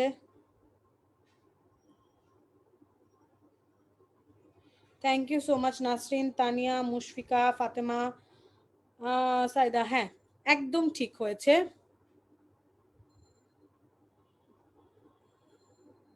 ও, তোমরা একটু দেখো। থ্যাংক ইউ সো মাচ, তোমরা উত্তর দিয়েছো, চেষ্টা করেছো। Thank you so much. এটা না পারারই কথা, কিন্তু যাদের হয়েছে তারা অনেকে লিখেছো। সূর্যের আলো অর্থনৈতিক সম্পদ নয়, কোন বৈশিষ্ট্য অনুপস্থিত সেটা বলো। অপ্রাচুর্যতা, অপ্রাচুর্যতা এটা অনুপস্থিত। একটু ডিফিকাল্ট, তাই না? আমার এই প্রশ্নটা পড়ার সময় নিজেরই একটু মাথাটা উলট পালট হয়ে গিয়েছিল যে আচ্ছা হ্যাঁ তাই তো, হস্তান্তর যোগ্যতা তো হওয়ার কথা। কারণ আমারই মনে হচ্ছিল একটু কনফিউজিং, তাই না? আমার একটু কিন্তু কনফিউজ লাগতেছিল যে কেমন এই প্রশ্ন। তাহলে তোমাদের কনফিউজ হওয়াটা আসলেই স্বাভাবিক। কথাটা দেখো, একটু ট্রিক্স আছে। এই আমি তোমাদের যে এমসিকিউ গুলো আজকে দিয়েছি সেগুলো কিন্তু বোর্ডে আসা, হ্যাঁ বোর্ডে এসেছে। সূর্যের আলো অর্থনৈতিক সম্পদ নয়, কেন না? কোন সম্পদ হচ্ছে 4টা বৈশিষ্ট্য, ওটার মধ্যে কোন বৈশিষ্ট্যটা অনুপস্থিত নাই? হস্তান্তর যোগ্যতা এটা অন্য জিনিস, ঠিক আছে? উপযোগ, বাহ্যিকতা সেটা আলাদা। অপ্রাচুর্যতা, অপ্রাচুর্যতা এই বৈশিষ্ট্যটা অনুপস্থিত। এটা কি? অপ্রাচুর্যতা না, অনেক প্রাচুর্যতা, অনেক বেশি আছে, অঢেল আছে, ঠিক আছে? অঢেল আছে, এটা তার মানে এটা প্রাচুর্যতা। এটা একটু খেয়াল করে অ্যান্সার দিতে হবে, ঠিক আছে? এটা সত্যি কথা অনেক কনফিউজিং একটা কোয়েশ্চেন, এটা কিন্তু আসলেই একটা কনফিউজিং কোয়েশ্চেন। আমার নিজের কাছেই পড়ে মনে হচ্ছিল যে হ্যাঁ তাই তো, কোয়েশ্চেনটা একটু মানে হুট করে যখন এই কোয়েশ্চেনটা মানে কেউ পড়বে তখন কিন্তু একটু ওলট পালট হওয়াটা খুবই স্বাভাবিক। তোমরা তাহলে ভালো হলো না এটা একটু প্র্যাকটিস করে তাহলে একটু লিখে দাও তো অপ্রাচুর্যতা, ঠিক আছে? ওকে, থ্যাংক ইউ সো মাচ। সবাই একটু একটু কষ্ট করে লিখে ফেলো। এখন দেখো, আয়, সঞ্চয় ও বিনিয়োগ, আয় নিয়ে জানবো। উৎপাদনের, হ্যাঁ তোমরা টাইপ করে লিখে ফেলো, আমি বাকিটা সময় এখন পড়ার দিকে চলে যাচ্ছি। ওকে, উৎপাদনের কোনো উপকরণ ব্যবহারের জন্য উপকরণটি বা এটির মালিক একটি নির্দিষ্ট সময়ে যে অর্থ পায়, ঠিক আছে? দেখো, এটির মালিক একটি নির্দিষ্ট সময়ে যে অর্থ পায় তাকে আয় বলে। উৎপাদনের কোনো উপকরণ ব্যবহারের জন্য উপকরণটি বা এর মালিক নির্দিষ্ট সময়ে যে অর্থ পায় তাকে আয় বলে। শ্রমের জন্য প্রাপ্ত আয়কে মজুরি বলে। তারপরে হচ্ছে জমির জন্য প্রাপ্ত আয়কে খাজনা বলে। এছাড়া উদ্যোক্তার সব খরচ মিটিয়ে যে আয় করেন সেটাকে মুনাফা বলে। দেখো, মনে করো আমার একটা জিনিস আছে, ঠিক আছে, আমি ওটা সেল করব, ওই প্রোডাক্টটা সেল করব, আমি ওই জিনিসটার মালিক। এখন আমি কিন্তু অর্থ সেল করে অর্থ পাচ্ছি, এটা আমার আয় হচ্ছে। দেখো, এটা শ্রমিকের কথা চিন্তা করো, ও শ্রমের জন্য যে প্রাপ্ত আয়কে ওটা মজুরি বলে, মানে সে যে শ্রমটা দেয় ওটা যে আয়টা হয়। তারপর জমির জন্য যে প্রাপ্ত আয়টা সেটা কি হয়, খাজনা বলে। এখন উদ্যোক্তা সব খরচ মিটিয়ে যে আয় করেন, একটা উদ্যোক্তা চিন্তা করো, সে যে অনেক খরচগুলো করে এবং সব খরচগুলো মিটিয়ে এক্সট্রা যেটা থাকে, মানে মেইনটা শেষ করার পরে যেটা থাকে সেটাকে বলে মুনাফা, মানে লাভ। তুমি একটা প্রোডাক্ট কিনলে, তুমি একটা উদ্যোক্তা, তুমি মনে করো কলমটা বানাও, এই কলমটা তোমার বানাতে 10 টাকা খরচ হয়েছে, এখন তুমি বিক্রি করছো এটা 30 টাকা, কিন্তু তোমার শ্রমিককে টাকা দিতে হচ্ছে, তোমার বিদ্যুৎ বিল দিতে হচ্ছে, সব কিছু মিলে যে এক্সট্রা লাভের অংশটা থাকে, যে এক্সট্রা থাকে সেটা হচ্ছে মুনাফা। তানিয়া, আমি চয়ন কিন্তু বুঝিয়েছি। চয়ন মানে হচ্ছে চয়েস, বাছাই করা, যে আমি এখন পড়াশোনা করব নাকি টেলিভিশন দেখব, কোনটা আমার জন্য ইম্পর্টেন্ট, দুটার মধ্যে বাছাই করা, এটাকেই বলা হচ্ছে চয়ন বা চয়েস। চয়েস মানে বাছাই করা। ওকে। সঞ্চয়, মানুষ আয় করে ভোগ করার জন্য, ভবিষ্যতের কথা ভেবে বর্তমানে অর্জিত আয়ের পুরোটাই মানুষ ভোগ করে না, আয়ের একটি অংশ রেখে দেয় কোনো আর্থিক প্রতিষ্ঠানে। হ্যাঁ, প্রতিষ্ঠানে এই রেখে দেওয়া অংশের নাম সঞ্চয়। ধরো তোমার বাবা এক মাসে 10,000 টাকা বেতন পায়, 9,000 টাকা তোমার পরিবারে ব্যয় করে, এখানে তোমার বাবা 1,000 টাকা সঞ্চয় করেন। সঞ্চয়ের এই ধারণাটি সমীকরণ দিয়ে বোঝানো যায়। আমি তোমাকে বলি, মনে করো তুমি এখন একটা পার্ট টাইম জব করো, ঠিক আছে, সেখানে তুমি মান্থলি 10,000 টাকা পাও। এখন 10,000 টাকা যখন তুমি পাচ্ছ, ওখান থেকে তুমি চেষ্টা করো 5,000 টাকা খরচ করার আর 5,000 টাকা সেভ করার। এখন এই যে তুমি 5,000 টাকা সেভ করছো, এটাই তোমার সঞ্চয় বা সেভিংস। এখন দেখো, এটার একটা ইকুয়েশন আছে, সেটা হচ্ছে S = Y - C। Y হচ্ছে C এর থেকে বড়। দেখো, S মানে কি সঞ্চয়, মানে হচ্ছে সেভিংস, আর Y মানে হচ্ছে আয়, মানে হচ্ছে ইনকাম, ঠিক আছে। C মানে হচ্ছে ভোগ ব্যয়, মানে হচ্ছে কনজাম্পশন করা। দেখো, S = Y - C।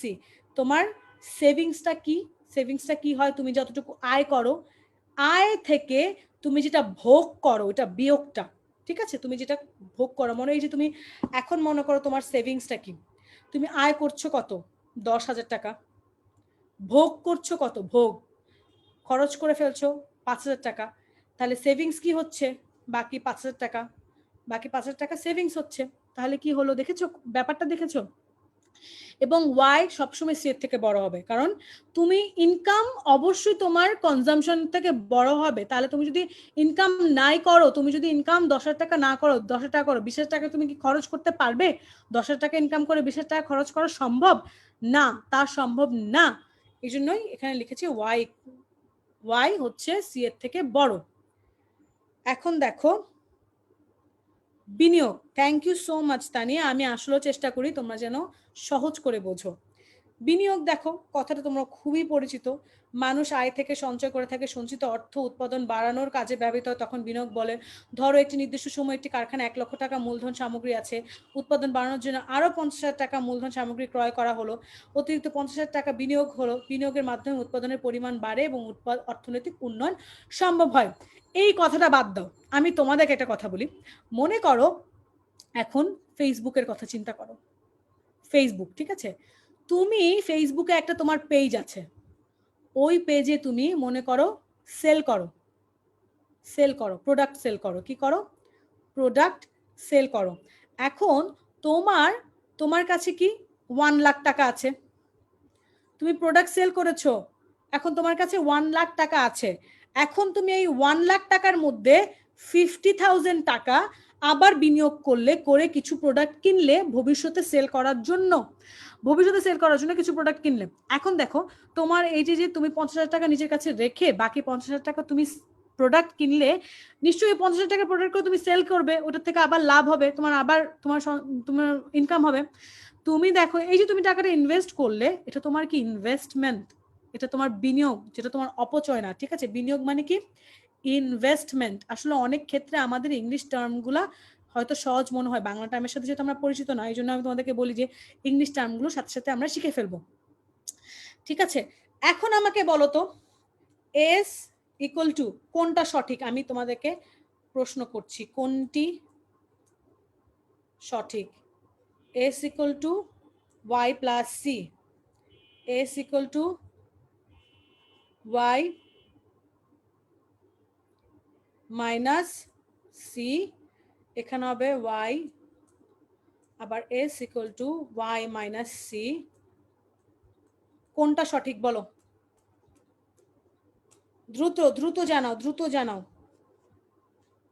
কোনটি সঠিক, আমাকে একটু জানাও।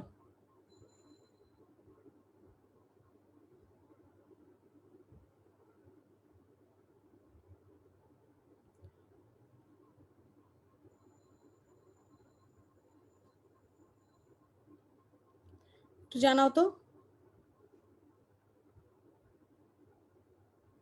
কি হবে এটা। কোন অপশন 1 2 3 দিয়ে জানাও। আমি কিন্তু একটা জিনিস দিয়েছি, এই যে এই অপশনটা কিন্তু ইম্পর্টেন্ট, এটা ইম্পর্টেন্ট কিন্তু, এটা আমাকে জানাও। এখানে 1 2 3 দিয়ে অ্যান্সার দিতে পারো, কোনো সমস্যা নেই, তোমরা একটু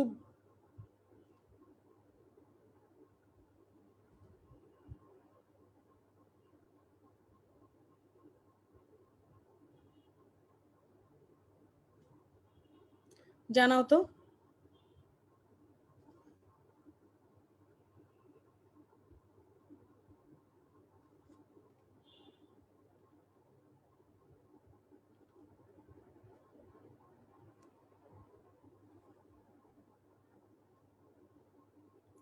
হ্যাঁ ঠিক জানিয়েছো, একদম ঠিক, একদম ঠিক চিন্তা করে জানিয়েছো তোমরা। Very good Fatema, very good Chumki, very good Mushfika, Saif, thank you so much. তোমাদের সবার উত্তর ঠিক হচ্ছে। Tania, yes, thank you so much. এটা একদম ঠিক হবে, ঠিক আছে, ভেরি গুড। সবার জন্য ক্ল্যাপ, সবার উত্তর একদম ঠিক হয়েছে। এখন আমরা দেখব অর্থনৈতিক কার্যাবলী ও অর্থনৈতিক কার্যাবলী। দেখো বেঁচে থাকার জন্য মানুষ নানা রকম কাজ করে, জীবিকার জন্য অনেক কলকারখানায় কাজ করে, অফিসে কাজ করে, জমিতে কাজ করে, তারপরে খেলাধুলা, চিত্তবিনোদন, সন্তান প্রতিপালনের মতো কাজ করে থাকে। আবার দেখো অনেকে সমাজ বিরোধী কাজের সাথে জড়িত। এখন দেখো আমরা সবগুলো কাজকে আমরা অর্থনৈতিক কাজ বলবো না, এখন কার্যাবলী দুই ভাগে বিভক্ত, অর্থনৈতিক কার্যাবলী আর অর্থনৈতিক কার্যাবলী। এখন দেখো অর্থনৈতিক কার্যাবলীর দিকে যদি আসি, মানুষ জীবিকা সংগ্রহের জন্য যে কার্যাবলী করে থাকে তাকে অর্থনৈতিক কার্যাবলী বলে, মানে জীবিকা সংগ্রহের জন্য। অর্থনৈতিক কর্মকাণ্ডের মাধ্যমে মানুষ অর্থ উপার্জন করে, জীবন ধারণের জন্য তা ব্যয় করে। দেখো শ্রমিকের কলকারখানা, কৃষকের জমিতে কাজ, ডাক্তারের রোগীদের চিকিৎসা, শিল্পপতিরা শিল্প প্রতিষ্ঠান পরিচালনা, এগুলো অর্থনৈতিক কাজ। তার মানে মূল প্রেরণা দ্রব্য সামগ্রীর অভাব পূরণ করে নতুন দ্রব্য ও সেবা পণ্য সৃষ্টি করা। ঠিক আছে, কি তাহলে দেখো অভাব পূরণ করা, এটা হবে হচ্ছে অভাব পূরণ করা। তার মানে হচ্ছে যে শ্রমিক কাজ করছে, কৃষকেরা কাজ করছে, এগুলো কিন্তু তারা জীবিকা নির্বাহ করছে, অর্থ উপার্জন করছে। এই অর্থনৈতিক এগুলোর মূল প্রেরণা হলো দ্রব্য সামগ্রীর কি অভাব পূরণ করা। তার মানে কি এগুলোর মাধ্যমে কি অভাব পূরণ হচ্ছে, তাই না, অভাব পূরণ হচ্ছে, এবং কি নতুন দ্রব্য ও সেবা পণ্য সৃষ্টি করা, এগুলো তারা উৎপাদনের মাধ্যমে নতুন দ্রব্য বা সেবা সৃষ্টি করছে। এবং আরো দেখো অর্থনৈতিক কার্যাবলীতে আসি, যে সমস্ত কর্মকাণ্ড অর্থ উপার্জিত হয় না, জীবন ধারণের জন্য ব্যয় করা যায় না, সেগুলো অর্থনৈতিক কার্যাবলী। দেখো মানে কথার সাথে কিন্তু কাজের মিল আছে। এই ধরনের কর্মকাণ্ড মানুষের অভাব পূরণ করলেও অর্থ উপার্জনের ভূমিকা রাখে না, যেমন পিতা মাতা সন্তান প্রতিপালন, শখের বশে খেলাধুলা করা। দেখো এগুলো কি, তুমি তোমার পিতামাতার সন্তানের প্রতিপালন করছো, পিতামাতার সেবা করছো, এগুলো তুমি অর্থের জন্য করছো না, শখের বশে করছো। ঠিক আছে, এখন দেখো আমাকে বলো তো, অর্থনৈতিক কার্যাবলী, কার্যাবলী, অর্থনৈতিক কার্যাবলীর একটা উদাহরণ দাও তো, উদাহরণ দাও। অর্থনৈতিক কার্যাবলীর একটা উদাহরণ দাও তো সবাই, ছোট্ট একটা উদাহরণ দিবে, ঠিক আছে? অর্থনৈতিক কার্যাবলীর একটা উদাহরণ দাও, অর্থনৈতিক কার্যাবলীর একটা উদাহরণ দাও, জলদি দাও তো।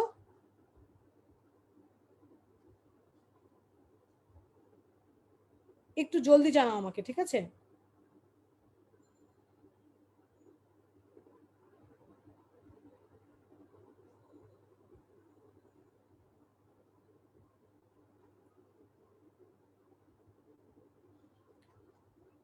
অর্থনৈতিক কার্যাবলী, অর্থনৈতিক কার্যাবলী কিন্তু অনেক এক্সাম্পল দিয়েছি, একটা উদাহরণ দাও আমাকে, যে কোনো একটা এক্সাম্পল তোমরা দাও তো।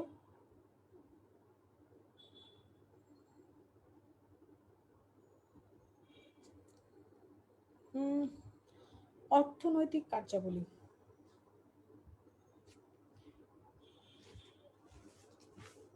হুম, হতে পারে, হ্যাঁ এটা হতে পারে, কারণ টিচার শিক্ষা মানে সে কি করছে, তার এই যে শিক্ষকতা করে সে অর্থ উপার্জন করছে, ঠিক। টিচিং ছাড়া হ্যাঁ কৃষি জমিতে কাজ, এটাও হতে পারে, ভেরি গুড, ঠিক। নার্গিস, তাহেরা ঠিক বলেছো, ফাতেমা ঠিক বলেছো। আরো কি হতে পারে, আরো এক দুটা বলো তো। হ্যাঁ শ্রমিকরা কলকারখানায় কাজ করে, হতে পারে, ভেরি গুড। এই তো, সবারই কিন্তু এই কনসেপ্টটা তাহলে ক্লিয়ার হয়েছে, আমি এটা বুঝতে পারলাম। তার মানে তোমার নিজের থেকে অনেক এক্সাম্পল দিতে পারবে। এখন দেখো বাংলাদেশের অর্থনৈতিক কার্যাবলী, আমরা এই টপিকটা দিয়ে আজকে শেষ করব এবং কিছু এমসিকিউ আমরা পড়ে দেখে শেষ। বাংলাদেশ দক্ষিণ এশিয়ার একটি উন্নয়নশীল দেশ। এই দেশে 3টি খাতের উপর নির্ভরশীল। 3টি খাত কি কি? কৃষি, শিল্প, সেবা। তবে সাম্প্রতিককালে জাতীয় আয়ে শিল্প ও সেবা খাতে অবদান ক্রমেই বাড়ছে। শিল্প ও সেবা খাতে বাড়ছে, জাতীয় আয় কৃষির অবদান কমছে। তার মানে কি, দেখো শিল্প প্রতিষ্ঠান বাড়ছে, মানুষের সেবা খাতে তুমি দেখো এখন অনলাইনে অনেক সার্ভিস হয়েছে, এগুলো বাড়ছে। দেখো কৃষি সংক্রান্ত অর্থনৈতিক কার্যাবলী, বাংলাদেশ মানুষের কর্মসংস্থানের দিক থেকে কৃষি এখন বড় খাত হিসেবে পরিচিত। কৃষি দেখো, জাতীয় আয়ের কৃষির অবদান কমছে, এটা যেমন কথাটা একদিকে ঠিক, কিন্তু আরেক দিকে যদি আমরা চিন্তা করি, এটা কিন্তু বলতে পারো যে ক্রমশ কমছে, এটা ঠিক, কিন্তু আবার কিন্তু কৃষিকাজের উপরও কিন্তু নির্ভরশীল, ঠিক আছে। কিন্তু আবার অন্যদিকে ওই তুলনায় শিল্প সেবা কিন্তু বাড়ছে। দেশের শ্রমিক শক্তির প্রায় 50% শ্রমিক এ খাতে নিয়োজিত। জনসংখ্যার 75% মানুষ কৃষির সাথে প্রত্যক্ষ পরোক্ষভাবে জড়িত, কারণ গ্রামে সবাই কিন্তু কৃষিকাজ করে জীবন ধারণ করে।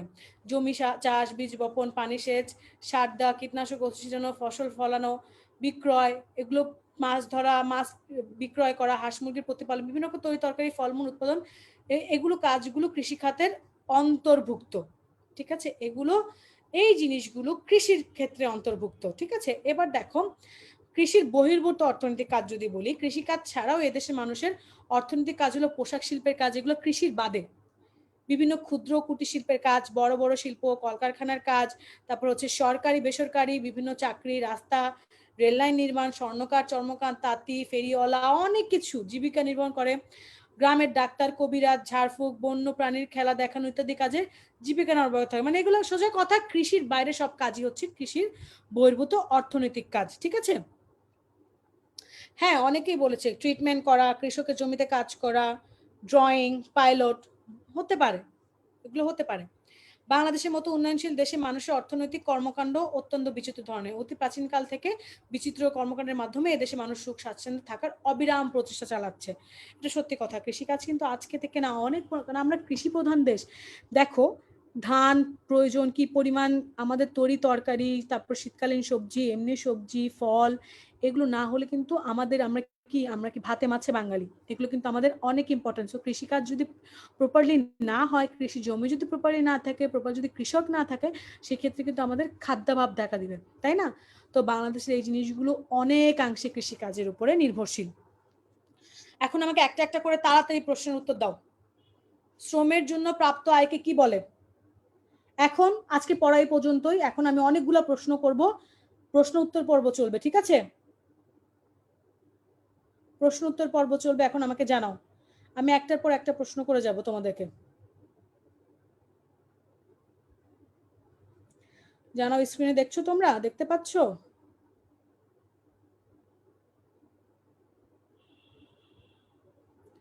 শ্রমের জন্য প্রাপ্ত আয়কে কি বলে? মূলধন, বেতন বা মজুরি? হতে পারে।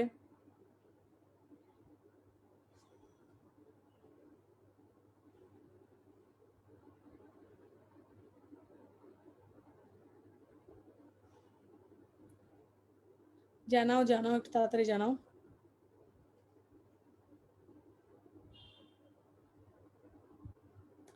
ওকে ওকে ওকে, হ্যাঁ হচ্ছে হচ্ছে, ভেরি গুড। মুশফিকা বলেছে বাকিরা কোথায়, বাকিরা কোথায়? তোমার ডাইরেক্ট না অ্যান্সারটা টাইপ করো, কারণ ক্লাস তো এখানে শেষ, আমরা এখন একটু এমসিকিউ রিভিউ করছি। সো বাকি সময়টা আমরা এমসিকিউ শেষ করে 5-6টা এমসিকিউ বা 10টা এমসিকিউ শেষ করে আমরা পড়াশোনা করে তারপর আমরা শেষ করে দিব। Okay okay, thank you so much Mushfika, Chumki সবাই ঠিক আছে। জ্যাসমিন বলেছে সায়েন্স গ্রুপ থেকে দেখছে, thank you so much Jasmine, very good. চলো উত্তরটা দেখে নিই। একদম ঠিক, একদম ঠিক, একদম ঠিক, একদম ঠিক হয়েছে। কি হয়েছে আমাদের? দেখো, শ্রমের জন্য প্রাপ্ত আয়কে কি বলে? মজুরি। Thank you so much. সবাইকে একটু, সবাই ক্ল্যাপ দিয়ে দাও তো সবার জন্য। এরপরে বলো, পুঁজি ব্যবহার করার জন্য পুঁজির মালিককে কি দেওয়া লাগে?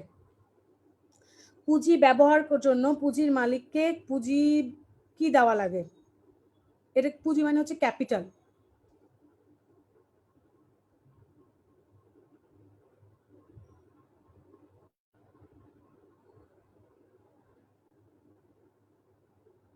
একটু দ্রুত জানাও।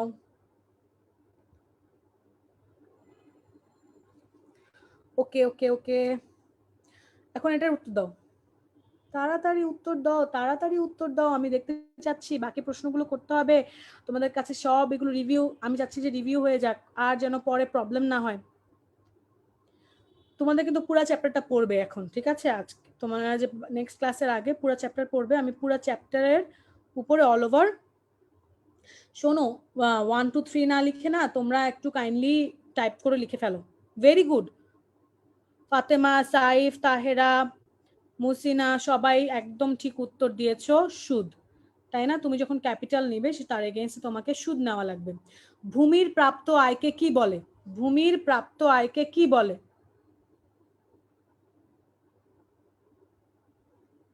এটা জানাও তো।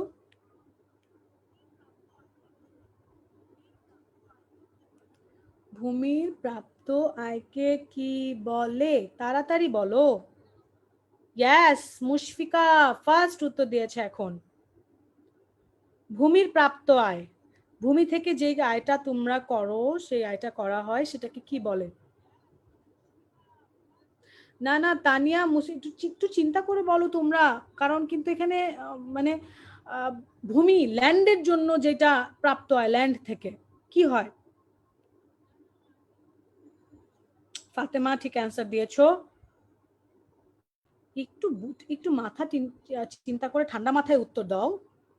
তোমরা কিন্তু সবই পারো, সবই জানা উত্তর, এগুলো জানো, তোমাদেরকে সবই পড়ানো হয়েছে, এবং তোমরা যখন প্রশ্ন করেছিলাম তখন কিন্তু ঠিকঠাকই উত্তর দিয়েছিলে। ভেরি গুড, এই তো এবার হয়েছে। Thank you so much Fatema, Tahera, Chumki, Saif, very good, একদম ঠিক। ক্ল্যাপ, তোমরা সবাই ক্ল্যাপ ইমোজি তো দাও। ক্লাসে যদি একটু ক্ল্যাপ ইমোজি না দাও, সবাইকে অ্যাপ্রিশিয়েট না করো, কিভাবে হবে তাহলে? এবার বলো, উদ্যোক্তা সব খরচ মিটিয়ে যে আয় করে তাকে কি বলে? উদ্যোক্তা সব খরচ মিটিয়ে যে আয় করে তাকে কি বলে? মুশফিকা বলেছে কনফিউশনে আছি। কেন কনফিউশনে আছো? No confusion. কনফিউশন, শোনো, ভুল হবেই, ভুল হওয়াটা তো অনেক ভালো। আমি তো বলবো ভুল হওয়া অনেক ভালো, কারণ তুমি যখন ভুল হবে, আমি যখন তোমাকে বলবো যে ভুল হয়েছে, তুমি কিন্তু এটা কখনোই ভুল করবে না। এটা সত্যি কথা। আমার যখন হতো এরকম, আমি আগে এমসিকিউ দিতাম বা পরীক্ষা দিতাম, তখন আমার এই জন্যই তো পরীক্ষা দেওয়া বা হচ্ছে প্র্যাকটিস করা। ভুল হলে আমার যখন টিচাররা বলতো যে তোমারটা ভুল হয়েছে বা কেটে দিত, ওটার জন্য 1 নাম্বার মাইনাস হতো, তখন ওটা আমার অনেক ভালো হতো। পরীক্ষায় গিয়ে কিন্তু আমি এটা ভুল করতাম না, পরীক্ষায় গিয়ে সেটা আমার ঠিকই ঠিকই অ্যান্সার দিয়ে দিতাম। উদ্যোক্তা সব খরচ মিটিয়ে যে আয় করেন তাকে কি বলে? একটা উদ্যোক্তা তার সব খরচ মিটিয়েছে এবং বাকি যে আয়টা করেছে। মনে করো তোমরা যে কোনো উদ্যোক্তা, তোমরা সব খরচ করে যেটা পেয়েছো সেটা বাদ। ভেরি গুড সাইফ, মুসিনা, নূর, তাহেরা, ভেরি গুড। কিন্তু তোমরা সবাই তো ক্ল্যাপ সাইন দিচ্ছ না, ফ্রেন্ডদের জন্য ক্ল্যাপ সাইন তো দাও ক্লাসে। একদম ঠিক মুনাফা, ক্ল্যাপ, আমিও ক্ল্যাপ দিয়ে দিলাম। Thank you so much everyone, তোমরা সবাই এত এত ভালো করতেছো। এখন বলো উৎপত্তির, আচ্ছা এটা 5 নাম্বার প্রশ্ন, 6 নাম্বার চলে আসে, নাম্বার ডাজন্ট ম্যাটার, 5 নাম্বার প্রশ্ন, ঠিক আছে সমস্যা নেই নাম্বারে। উৎপত্তির দিক থেকে সম্পদ কত প্রকার? উৎপত্তির দিক থেকে সম্পদ কত প্রকার? অনেকগুলো না পারারই হয়তো হতে পারে, কারণ হচ্ছে একদম অনেক কনসেপচুয়াল, তো তোমাদের একটু কষ্ট হতেই পারে। উৎপত্তির দিক থেকে সম্পদ কত প্রকার একটু জানাও তো। থ্যাংক ইউ সো মাচ সবাই সবার জন্য ক্ল্যাপ দেওয়ার জন্য। তাড়াতাড়ি তাড়াতাড়ি ছুটি দিয়ে দিব, ঠিক আছে? একটু তাড়াতাড়ি অ্যান্সার দাও, তাড়াতাড়ি ছুটি দিয়ে দিব। ওকে ভেরি গুড, সবাই অ্যান্সার দিচ্ছ। আচ্ছা এই অ্যান্সারটা, thank you so much Mushfika, Tahera, Tania, বাকিরা দিয়ে দাও। এক্স্যাক্টলি একদম ঠিক হয়েছে সবার উত্তর, সবাই বলেছে 3। এখন কোন 3 গ বলেছো নাকি 3 লিখেছো, যেটাই দাও নো প্রবলেম, এটার অ্যান্সার হবে হচ্ছে 3। উৎপত্তির দিক থেকে সম্পদ 3 প্রকার। নদীর পানি, নদীর পানি অর্থনৈতিক সম্পদ নয়, এটি কোন বৈশিষ্ট্যর কারণে? নদীর পানি অর্থনৈতিক সম্পদ নয়, কোন বৈশিষ্ট্যের কারণে?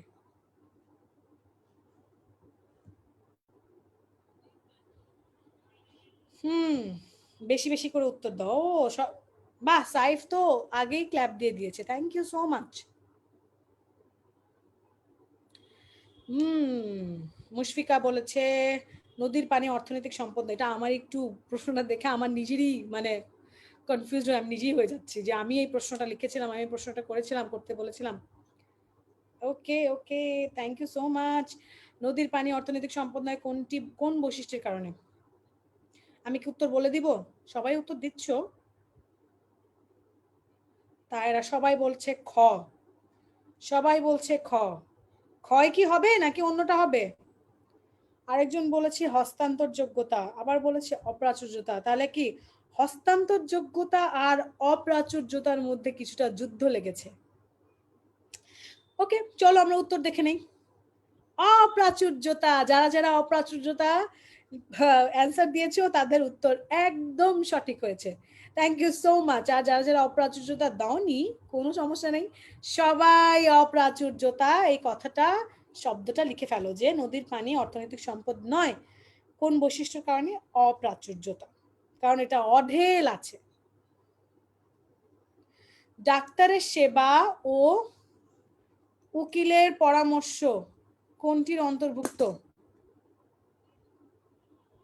বলো। ডাক্তারের সেবা ও উকিলের পরামর্শ কোনটির অন্তর্ভুক্ত? তাড়াতাড়ি শেষ করলে তাড়াতাড়ি ছুটি হবে, তাড়াতাড়ি শেষ করলে তাড়াতাড়ি ছুটি হবে, একটু জলদি জলদি জানিয়ে দাও। ডাক্তারের সেবা ও উকিলের পরামর্শ কোনটির অন্তর্ভুক্ত?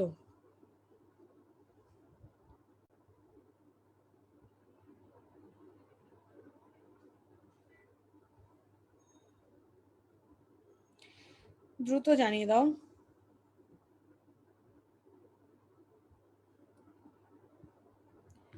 আচ্ছা এবারও বি বি বলছে সবাই, এবারও বলছে খ খ। ডাক্তার সেবা উকিলের পরামর্শ কোনটি অন্তর্ভুক্ত? তাহেরা, মুশফিকাত, তারপরে হচ্ছে okay Fatema, thank you so much, একদম ঠিক বলেছে খ, যেটা হচ্ছে অবস্তুগত সম্পদ। এখন বলো উৎপত্তির দিক থেকে সম্পদ কত প্রকার? উৎপত্তির দিক থেকে সম্পদ কত প্রকার? Thank you so much. এবার সবাই একটা ক্ল্যাপ ইমোজি না দিয়ে সবাই একটা স্মাইল ইমোজি দিয়ে দাও, তো স্মাইলি দিয়ে দাও। ওকে ওকে, উৎপত্তির দিক থেকে সম্পদ কত প্রকার এটা বলো।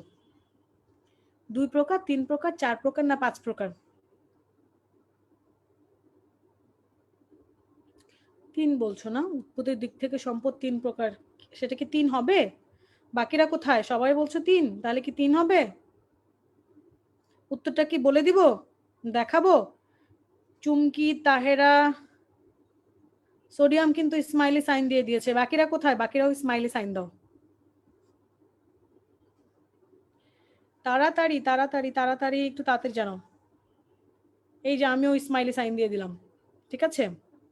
ওকে, আচ্ছা সবাই 3 প্রকার বলছো। এক্স্যাক্টলি 3 প্রকারই, একদম ঠিক। তানিয়া ইসলাম, সবাইকে স্মাইলি সাইন দেখে, সবার চেহারা দেখে অনেক ভালো লাগছে। ওকে, এখন বলো। থ্যাংক ইউ সো মাচ সবাইকে। 10 বছরের বালক মারুফ অসাধারণ গিটার বাজায়, তার এর বিশেষ যোগ্যতাকে কেন অর্থনীতিতে সম্পদ বলা যাবে না? বলো, এটা কিভাবে? 10 বছরের মারুফ অসাধারণ গিটার বাজায়, তার এই বিশেষ যোগ্যতাকে কেন অর্থনীতিতে সম্পদ বলা যাবে না? সবার স্মাইলি সাইন দেখে তো খুবই ভালো লাগছে আমার। Okay, thank you so much Chumki, Saif, Tania, Tahera. Okay, very good. কোথায় এখন অ্যান্সার দাও? স্মাইলি সাইন না, এখন অ্যান্সার দাও, অ্যান্সার দাও। ওকে, সবাই বলেছো কি ডি, বাহ্যিকতা নেই? কেন অর্থনৈতিক সম্পদ না? বাকিরা কোথায়? কনফিউজড হয়ে যাচ্ছ নাকি? কি হবে?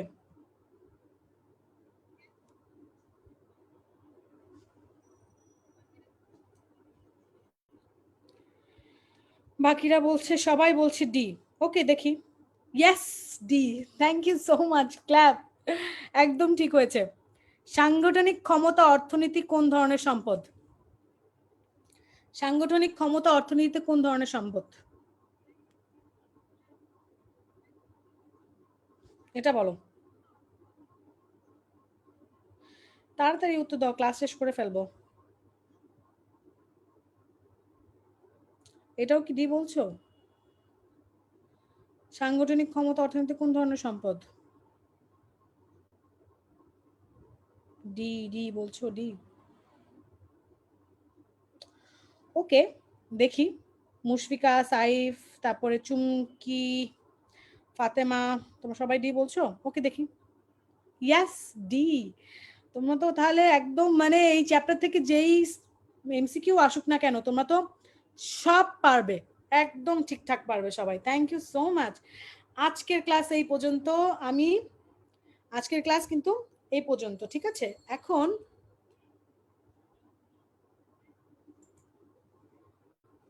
এখন দেখো, আজকের ক্লাস তোমাদের আমি এই পর্যন্তই নিব, আর তোমাদের কোনো কিছু আজকে আর পড়াবো না, ক্লাস এখানেই শেষ করব। নেক্সট ক্লাসে তোমাদেরকে যেটা থাকবে, তোমাদের নেক্সট অধ্যায় শুরু করব, তার আগে তোমাদেরকে আমি এরকম এমসিকিউ কিন্তু জিজ্ঞেস করে নিব। ওকে, ঠিক আছে? তোমাদেরকে আর কারো কোনো প্রশ্ন আছে? একটু জানিয়ে দাও, আর কারো কোনো প্রশ্ন আসছে কিনা। আমি স্লাইড শো অফ করে দিয়েছি, নাকি স্লাইড শো কি আবার শেয়ার করব? আর কি কোনো প্রশ্ন আছে কারো? আর কারো কোনো প্রশ্ন আছে? Any question everyone? জানাতে পারো, কোনো সমস্যা না, আমি ওয়েট করছি 1 মিনিট সবার জন্য। আর যদি কোনো প্রশ্ন না থাকে, সবার জন্য একটা স্মাইলি সাইন। এখন বলো। Okay, thank you so much. ঠিকঠাক মতো বুঝতে পেরেছো সবাই?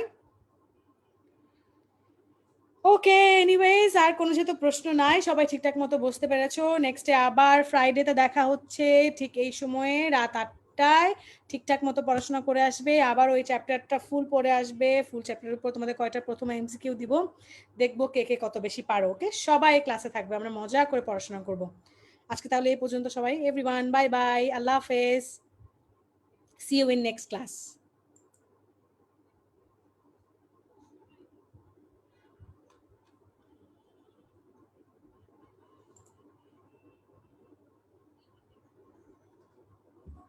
আজকের ক্লাসটি এখানে শেষ হলো।